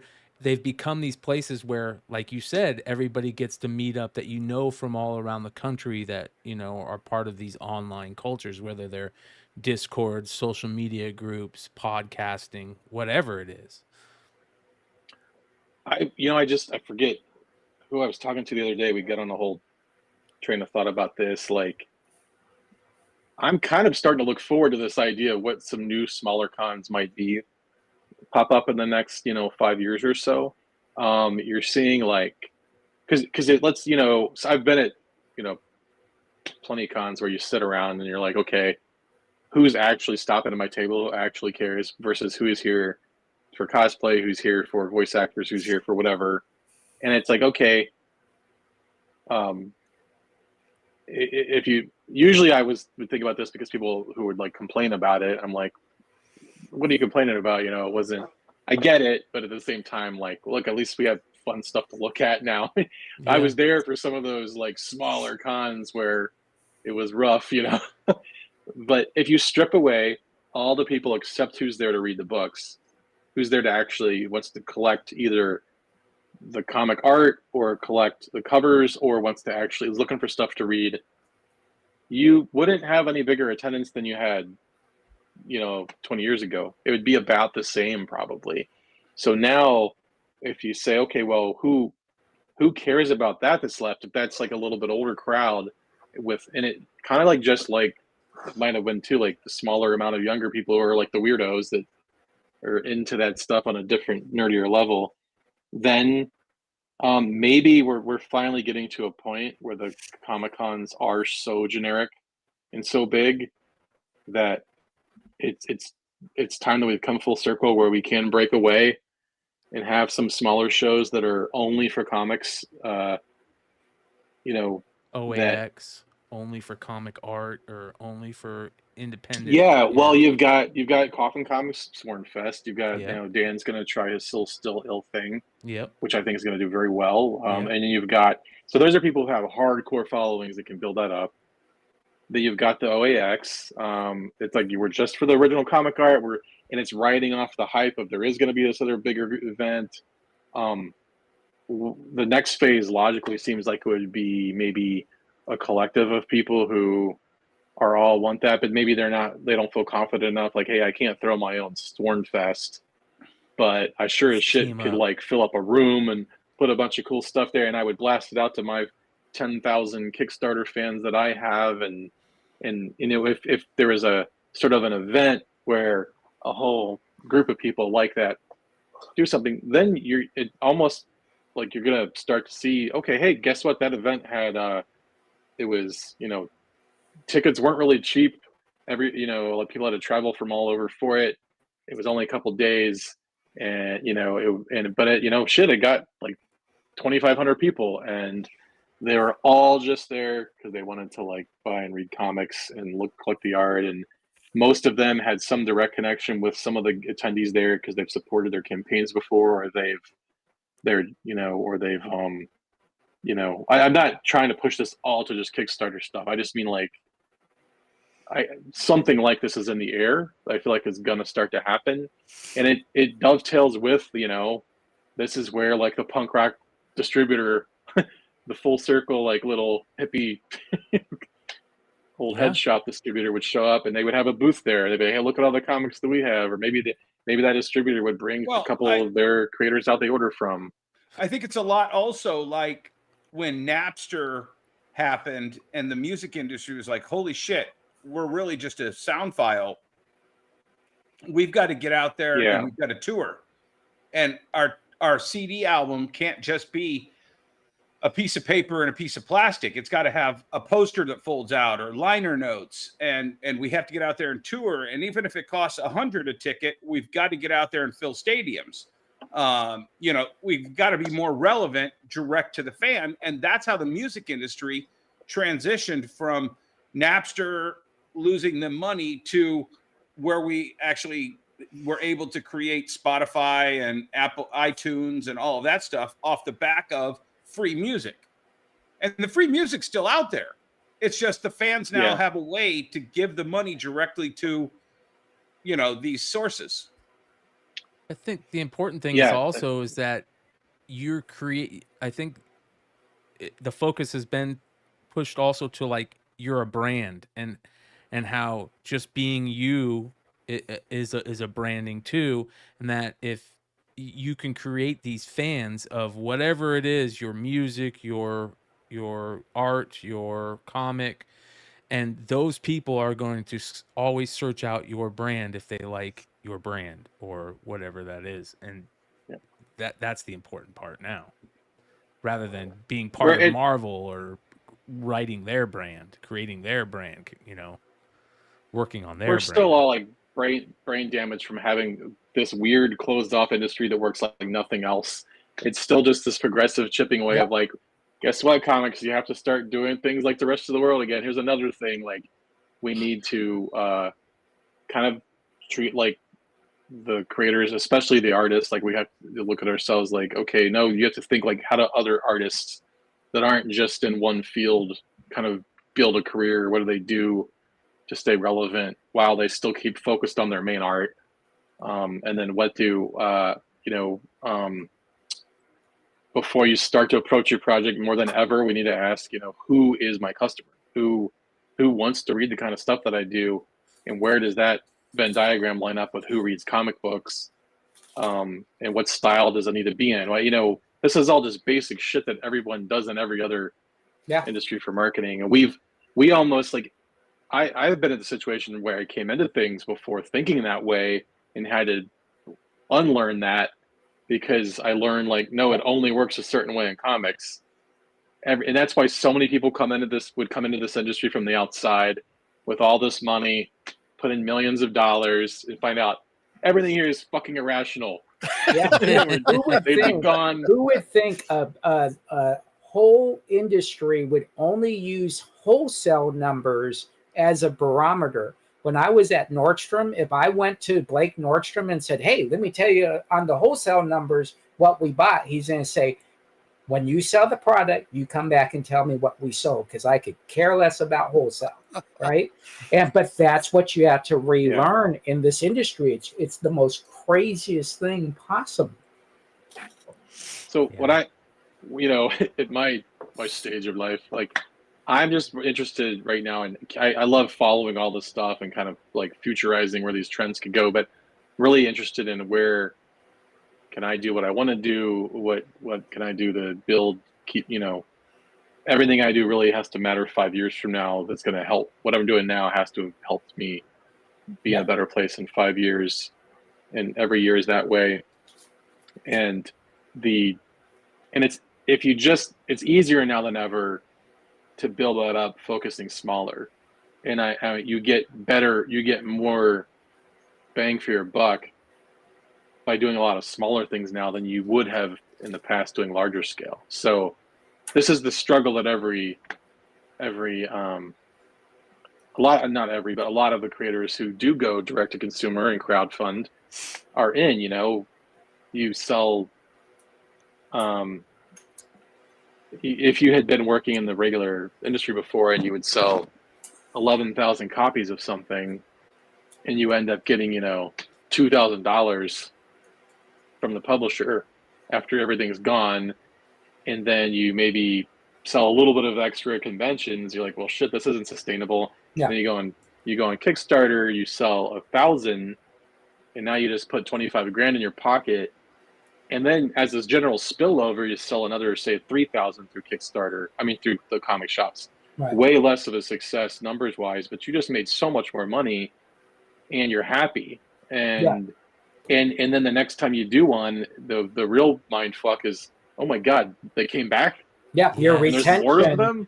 I can build my business. That's weird. Exactly. Because on this Kickstarter right now, you have 322 backers, and it would be very interesting to see what your retention is on those 322.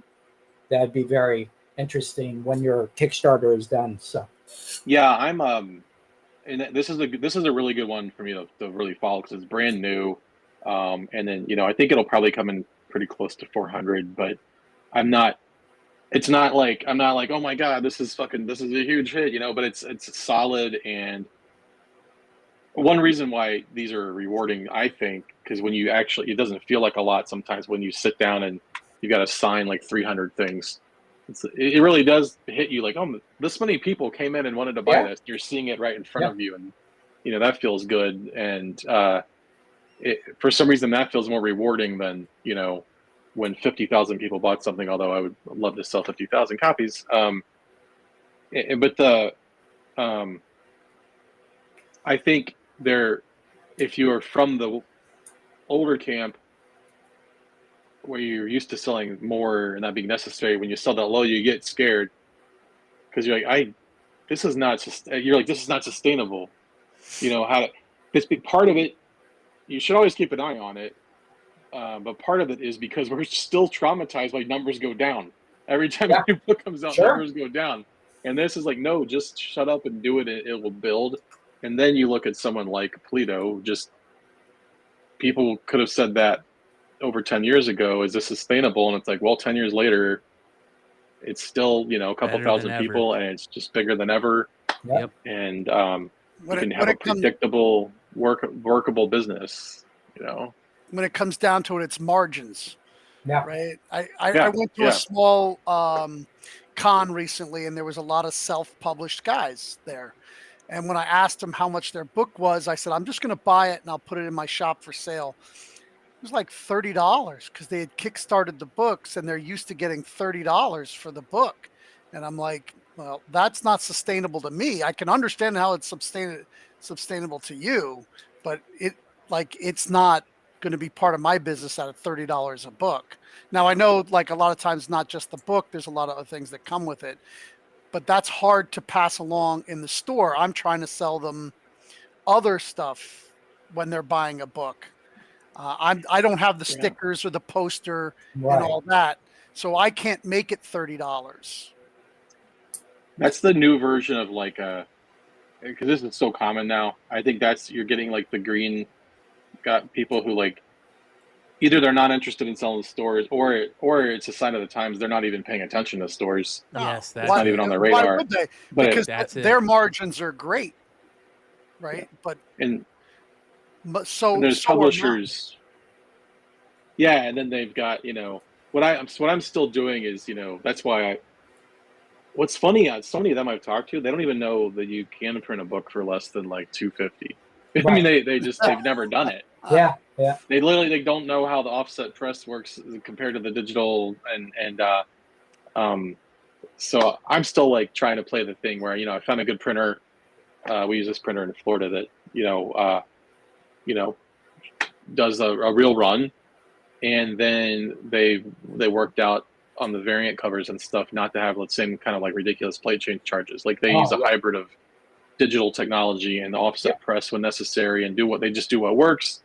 Or if I just did one where I took a gamble, I was printing it in China, so I went ahead and ran off extras, just taking the guess of how many we're going to need, because it felt like the price risk was worth it. So it's just you got to be nimble on that stuff now. But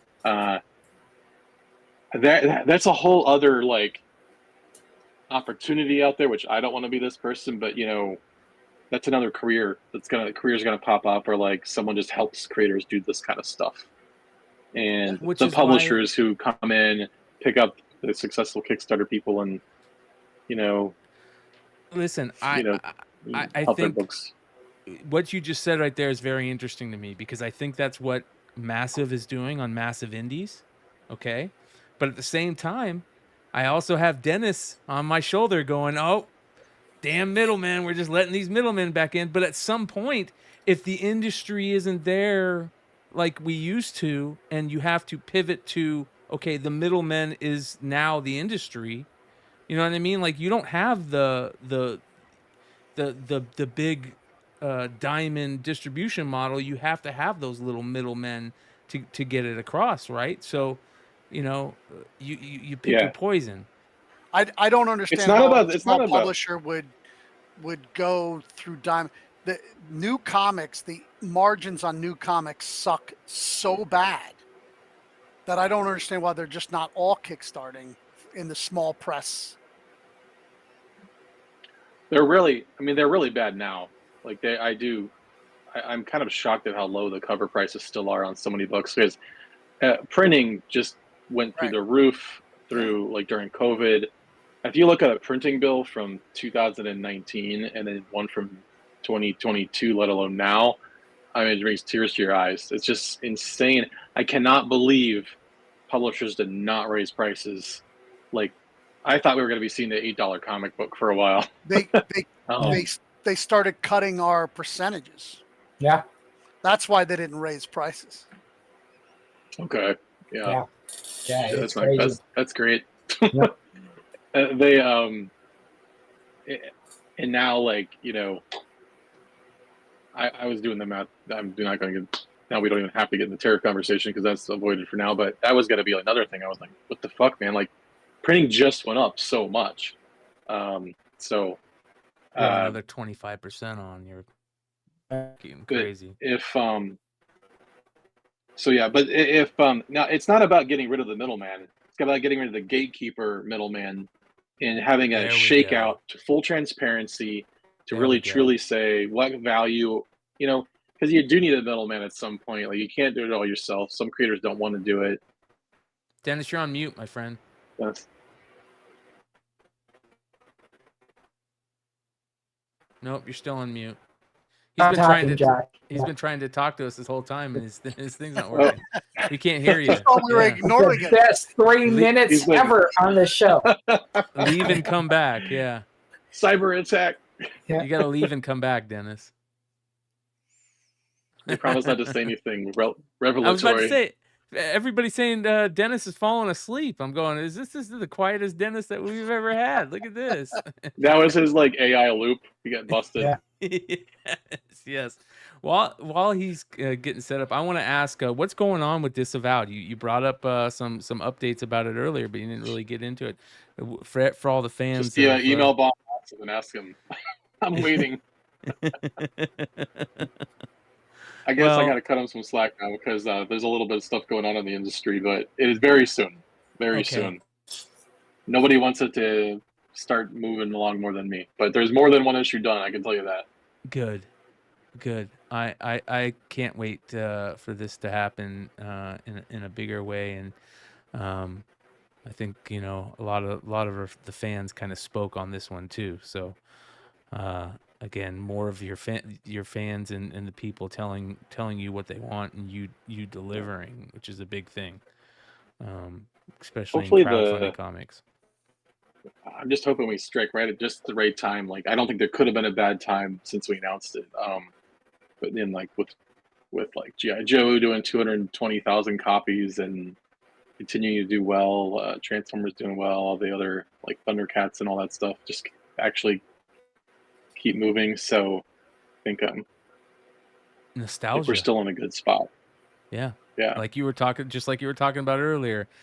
It seems like those nostalgia lines are always cyclical, and it'll come around again at some point. All right, there we go. Well, kind of takes the pressure off of, like, almost we could start thinking about some of this stuff, our whole collectible field, and especially these kind of brands, like almost more like we are the caretakers of like Sherlock Holmes, or Frankenstein. Like if that's what you're known for, like you could just keep doing that sort of indefinitely, and there's the audience that finds it. But yeah, I do love the contradiction sort of, and then exploring how they feed each other eventually. Like, is the Dennis concept of Cracker Barrel comic shop. I think it's fucking great, and it's 100% like you're making the comic shop when like someone begs their mom to take them to the comic shop for the first time. They're like, that's what they expected, and you're like, what do you want? Oh, you heard that the Fantastic Four. You saw that trailer now, and you've never cared about that until now, and and then you're like, how old are you? Okay, you point them to the right ones, but you've got your Fantastic Four sections, whatever. There you go. And the thing is, like, you're literally saying stop buying new comics, where the obvious problem there, not for you and not for the store owner, is where do the new comics come 10 years later? If there's been a glut and there haven't been any new comic books, what are you going to do? And that means there has to be other people doing it. I think both can separately exist. I like to say that there are 1,200 comic shops fighting for the same 200,000 customers. When I spell out those numbers and I say that 100 million people bought a ticket to the Avengers, I'm trying to get the 99,980,000 that aren't going to those 1,200 stores. And that's what I say. Yeah. Like, smart. I wonder if at a certain point in time, like when you've been doing it for a while, like, do you get to where,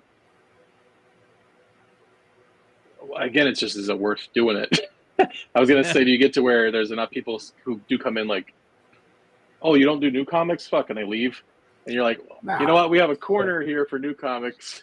Well, actually, I did test that, and I've told this story. I love Scott Snyder. He's a good friend of mine, and I wanted to support Absolute Batman. So I piggybacked on my buddy and said, hey, just get me 10 copies of any of the Absolutes. I'm supporting Scott. I put a little rack over in the corner, not on my wall, and you can actually see it in the video. And I mean, hell, we've sold every single copy of Absolute Batman, whatever printing, and they're all selling. Yeah, I think the key is when you don't carry new issues and someone comes in asking for new issues, it's not a no, I don't carry new issues. What are you looking for is your key. When we dropped, our Diamond account with 550 box holders, those 550 box holders went to other stores, but guess where they came back to get their new issues? Was back to my store, right? So it's a give and take, but at the end of the day, you got to go with what keeps your power bill on, And that's what matters, you know. Emmett said margin. If you're not looking at your margins, and don't open up a business. You know what they teach? Like they teach them in business. You can live on 30% margins. Right. I'm like, oh fuck, you can. No.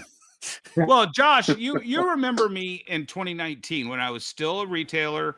I was at that retailer summit in Vegas. You and I went down and had some drinks, and that's when your big AOC Wonder Woman blew up overnight, and I was miserable selling new books. I just kept saying, what is this industry offering that's going to save this industry?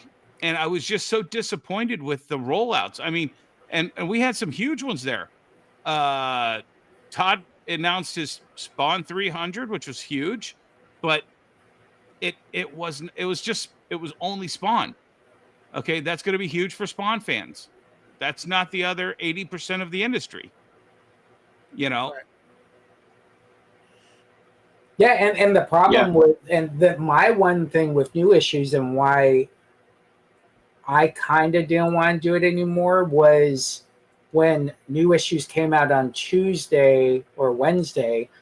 I was already thinking about next week's bill, and can I sell enough this week to pay next week's bill? So I wasn't even into the product that we're getting anymore. Right.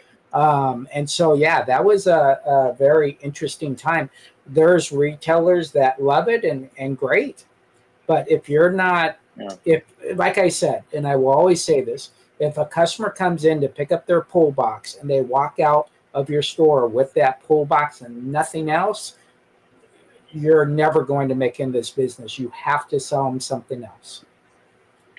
Yeah, that's like, are you a the difference between being you're not even a bookstore, like a bookseller, when it's that mentality. You're a magazine seller, you're a newspaper seller. Yep. You're so worried about that. Like bookstores, they do have weekly releases, but it's just, there's so much more thinking about the long term and their stock and their inventory, and then all the way to, like, you know, you just sell a general mix of products. For me, the new comics are a lost leader. I don't make any money on them. They kind of pay for themselves, close, maybe some weeks, but that causes traffic, people coming in, and I do what Jesse James said. Yeah, I sell them something else. Yeah. You know? First of all, let me just say, Haven for Heroes, Emmett, you did a video where you attributed that quote to me. It's actually Jesse. So yeah. But I probably heard you say it. But all of the other things were totally me, and I appreciated the shout out. Well, I have one credit where credit's due, man. I've learned a lot listening to you guys. Yeah. I just want to answer the question of the thing. I moved my store from Arizona to Florida, but my store in Arizona had 40 pinball machines and 30 stand-ups, just to answer your question there. And that wasn't a younger crowd. That was actually an older crowd that came in for that. So, yeah. So my last question for Josh. I have bragged, because we're friends, and I brag about you all the time. You always seem to be 1 to 2 steps ahead of where our industry is. Sometimes you're 2 steps ahead. Where are my riches? Yeah, that's what I was getting at. Sometimes I'm good at making it, just not keeping it. Sometimes you're so far ahead of the curve that the curve hasn't caught up to you, and you have to cancel. That magazine idea that you had back in the day should have been huge, but you were just ahead of the game. I've been fighting myself on the urge to want to do a magazine based on like all the new Kickstarter indie comics and all that stuff, because it's like, it sounds like it'd be so much fun, but I know it'd be a nightmare to make it. But I want someone else to make it. There you go. Yeah. But my last question, real quick on that topic, I think that is such a big part of the content here at Beyond Wednesdays going forward, is to keep an eye on the crowdfunding comics that are out there, and a bigger eye on those crowdfunding comics, and whether that means, you know, just good product that is a great read or a great comic, good stuff that is putting out really good art, or even stuff that is something that, you know, can be made money off of in the secondary market based on, you know, low print counts and cool things. The crowdfunding in the comics world is like the tip of the spear of this industry going Yeah. forward for me. And Brian, you are correct, because right when you said that, I said, you know what we celebrate at the end of a Kickstarter? How much they did. And then it ends. Yeah. We don't talk about it anymore. And we Yep. need to get to a point where we're saying, okay, well, it ships on XYZ. How did the fans feel? How did the creator feel? And I think that's something that we can actually improve. Yeah. Well, some of that stuff is starting to organically happen too. Like, and it's from the people who are doing a lot of campaigns. So I think we're going to adopt this ourselves. I saw Space Between, Pat Shand, his whole operation is doing these spreadsheets. I think, what's that one called? Not Bad Idea, Bad Bug. They're doing, like, they just post like a spreadsheet, like a Google Doc or something that shows all the projects and like the progress on fulfillment. And some of them, it's crazy. You'll see that they've got like 20 campaigns, and, you know, 5 of them have been fully fulfilled. Disgusting. Yeah. But they're showing exactly where they are, Yeah. and the people don't care. They want to see, okay, you're being transparent with me, showing where it is. Yeah. And you know, the you know, but like mostly it's people who are really delivering. So I was like, okay, we need to. There's a couple things we got to catch up on that we did fall behind on. But I mean, I could show a huge list of everything we fulfilled, but that's where you're seeing an organic, informal method just pop up, sort of like an antibody, you know, to say, hey, if I've got a choice between pledging between different people, here's Here's the ones that actually Almost a pull it off. satisfaction rating Yes. associated. Yeah. Yeah. So I mean, there's just something happening here, and it's kind of cool. I think we'll look back on it in another few years. Like, these will be the cool underground days of, you know, when crowdfunding really blew up because the whole diamond, you know, collapse, rush to lunar, whatever. And then these conventions are going to start to change, and, you know, everyone's looking at their numbers differently, and different types of stores are popping up. And, you know, the Comic-Cons too are like, necessity is the mother of invention. the Comic-Cons are like, that's the thing. People just really, I'm only doing the cons that I'm like invited out to or paid to go out to now. Like, that's been my like discipline tactic to make me stay home more this next year and work on this kind of stuff. And I signed with like Jim McLaughlin as a booking agent. It's like, hey, if they want to bring me out, talk to this guy, and we're good to go. And that what has happened is I think it's what got me thinking more about where the conventions are going. There are these sweet spot conventions that they're not. They've definitely got some of the actors and all that, but they're not. They're smaller, but they have to be big enough and organized enough to have their shit together to be able to bring you out, and to have a group of people there. You know, they're covering fees for and stuff, and then but they tend to have crowds that are genuinely like, kind of like this refreshing throwback, like, you know, people of all age groups walking around like genuinely looking for something to read, and they're looking to see like new stuff they haven't seen before. They pick it up and buy it, and they're not just buying, you know, prints and, you know, aprons with Pedro Pascal's face on them and celebrity autographs. You know, like, they're getting comics too. So Brian Polito's show out in Tucson was great for that too. There's a fantastic group of shows out in Virginia, Roanoke, Virginia. JD Supton's Big Lick Comic Con. There's a couple of those. Big Lick. Yep. Yeah, fantastic show. And I think those will start getting so- more love too. Like you're saying, word of mouth is the best advertising, they say, and the word of mouth is starting to happen for those type of things. So it was just called RetroCon, and it was just vendors, and they had a couple guests, and, you know, it's kind of like Autorama where the Dukes of Hazzards will be here, and we also have Daisy signing autographs. But the place was packed. I think it's all about the nostalgia. I think that's where we're headed.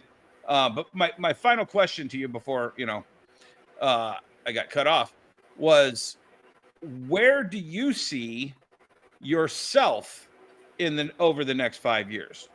Where do you think you're headed? For me? Yeah, not the industry. I'm not asking you to predict the industry, but what goals are you setting for yourself right now? Dialing in on really, really solidifying that online direct customer base that I know I can go to every time, and really dialing in on what they want. And so I have the perfect sweet spot of like maximizing that without flooding them, and then focus on growing that. And then that alone is a sustainable path to growth. Yeah. And having equity and passive income down the line. I am helping some other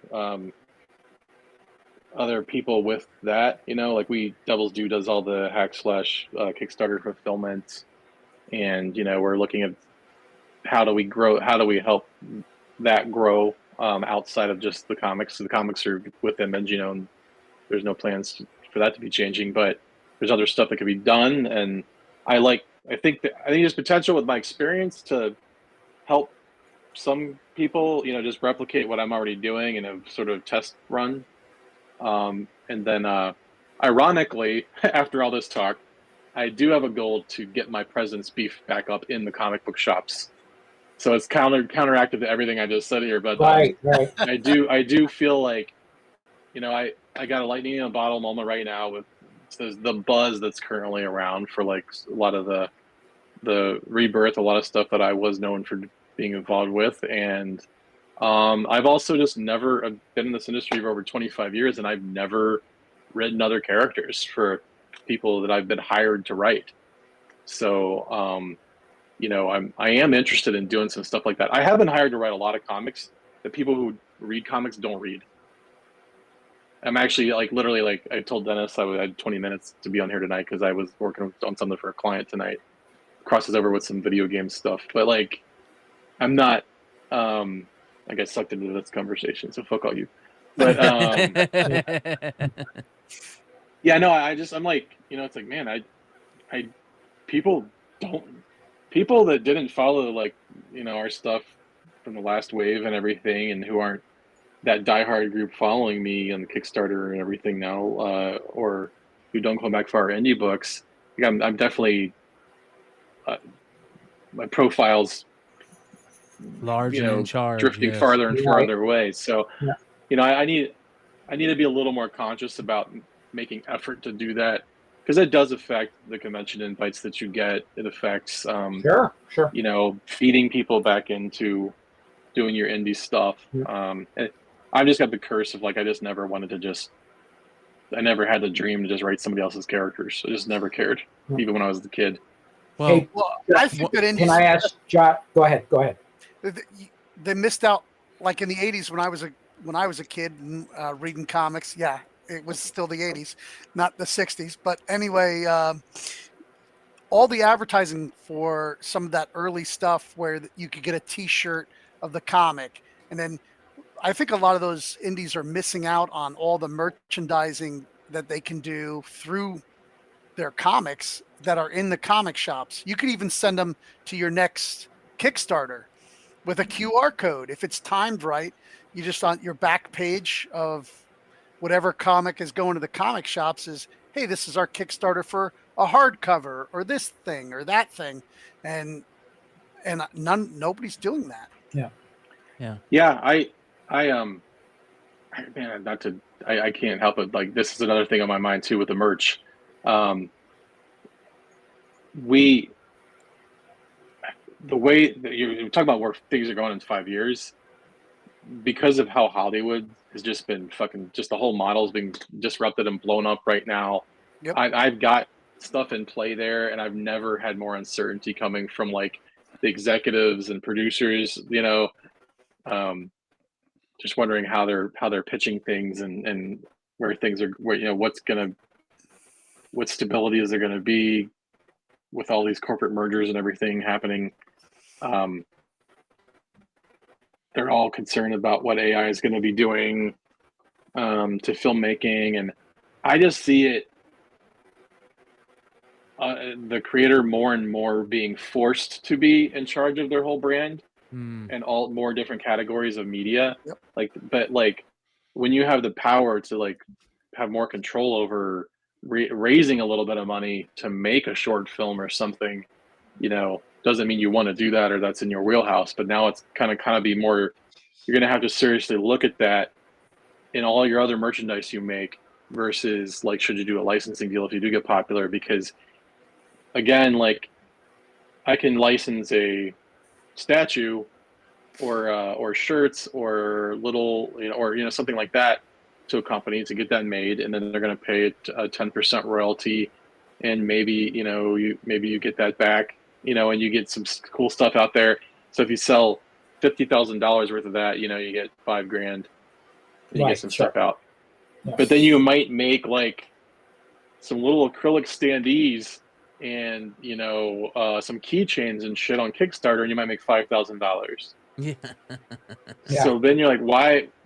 Maybe you should. Oh, if you could pull that off, like, okay, well, what if I just made the statue, and I sold 1,000 of them, and I got $20,000. It's just more and more of that, which it is getting. It'll be smaller, more bespoke, but I think what's going to force people to just do that anyways when they go try to get on the larger scale wholesale market, they're not going to be able to sell that many anyway. There's so much choice out there, and it's like it's kind of how I like thinking about that stuff, because it brings me back to be like, oh, I should just actually be kind of grateful and happy that this is just what I'm going to end up doing anyway. Let's just do this now. Yeah. Let's get better at it and grow it. Hey, Josh, I just want to ask you on this. Do you do a survey on your Kickstarters when it ends? Yeah, like to collect all of the Is it possible if you can ask on your next survey, have they actually shop at a comic book store and get that number for us? Yeah, if you can get that number for us, that would be awesome. That would be great information. Okay. Yep. Also, you know, talking about one of your projects, you know, Mercy Sparks being such a big part of Josh Blaylock's repertoire, I guess you would call it. What's going on with this, the Sweet 16 re-release? That is going to press like right now. That's when I did I've never actually just reprinted the first issue. We've got trade paperbacks, we've had omnibus collections. So I just took the first issue, and actually the 8-page issue 0 story, a 99-cent special that was out before it. Those are both in there. It's just completely like a commemorative, you know, first issue book. Also, I wanted something to be able to give to people or sell to people at conventions that's not a $35 omnibus. So that's on the way. And then coming up, actually right in the works right now, is Mercy Sparks Daddy Issues. It's a 3-issue miniseries that picks up where the last one left off. Nice. So we've got lots of stuff that I'm putting links for in the description. We've got links for the current Kickstarter, which is Circuit, Seduction, and Revenge. So I just remembered, if on Kickstarter they can actually still go place an order even though the campaign's over. I don't think we shut it off yet. I think they could still go add on the breaking into comics, but nice. I'll there is no rush. It's not like it's not going to be available for sale later, but you know, I'm gonna with that one because it was Kickstarter. I'm doing some Zoom like phone calls and stuff like there's different tiers. Like I could do a strategy session like with a small creative team if they are like doing a new book, or some like larger group calls for people who are like just brand new. You know, I try to set it up so that I could sort of like gauge where they're at before I started talking, so I'm not wasting anyone's time, including mine. be as most use to people as possible. Yeah. Amen. But yeah, Amen. no, I need it. Jesse, like your questions are good. Like prompting me, like I need to get better about my follow-up data, going through things and really like noodling Yeah, around dude. after the fact, which I have started to do that more recently. And it's it is why I did one of my more recent like risque covers on one book, because I saw the numbers on one after the fact. I couldn't believe it. Yeah. Yeah. Awesome. That is something that has become a necessary evil in our industry right now, and because people love it, they always will. They will always sell. They always so. have. They Yeah. always have. You're right. You're right. Yep. So, Josh, thank you, man, so much for coming on. You always got a seat here at the Industry of Comics and on Beyond Wednesdays. We love your work. We love everything you do, and we appreciate you, man. Thanks, man. Thanks for having me on, and yeah, keep these conversations going there. Okay. We need them. Thanks. Hell yeah. All right, brother. Talk to you soon. Yep. Good shit. I gotta you go guys. work. Yeah. Yeah, we listen, for another 4-hour show tonight, you guys, but this time no internet problems. So, that being said, thank you to everybody that's joined us tonight. This is the types of conversations that we love to have. We love to bring people in that are being talked about in the industry with Mike at Massive. Thank you so much to Mike for coming on and talking with us and answering a lot of great questions. Again, thank you to Josh for coming on, and thank you for everybody that joins us here every Tuesday. Emmett, Dennis, Jesse, thank you guys. Appreciate you. Can I give the shout out to Wonder World Comics channel? Go over and check out my newest video that dropped today. Yep. You can also find the links to that in the description below to that video, and check out the community tab. Go show Dennis some love. He's been doing some great short format stuff. So has Emmett. Make sure you guys go check out Emmett's channel, Haven for Heroes, on YouTube. And then, of course, you guys can follow Jesse in all the great places, including eBay Live, where he is probably got a sale immediately following the show. 5 minutes. More than likely. Yeah, 5 minutes from now. Yep. Yeah. You always got to be slinging. There is no. Every time someone tells me something, I'm going to tell you something real quick. The last 5 days, 6 days, I've probably talked to 200 store owners, at least 200 store owners, publishers, and all that. And I let them talk. I let them say everything they say, and I say, okay, here's what I'm going to do. My answer is I'm going to hang up. You go sell some stuff. That's the answer to everything. Go sell. Sales solve everything. Everything. Yep. Amen. Yep. Much love, you guys. We'll see you tomorrow right back here on Beyond Wednesdays. We'll be having our original art check-in show, and it's going to be a lot of fun to talk about that. And we'll see you there tomorrow night, 9 p.m., 10 p.m. Eastern, right here on Beyond Wednesdays. Adios.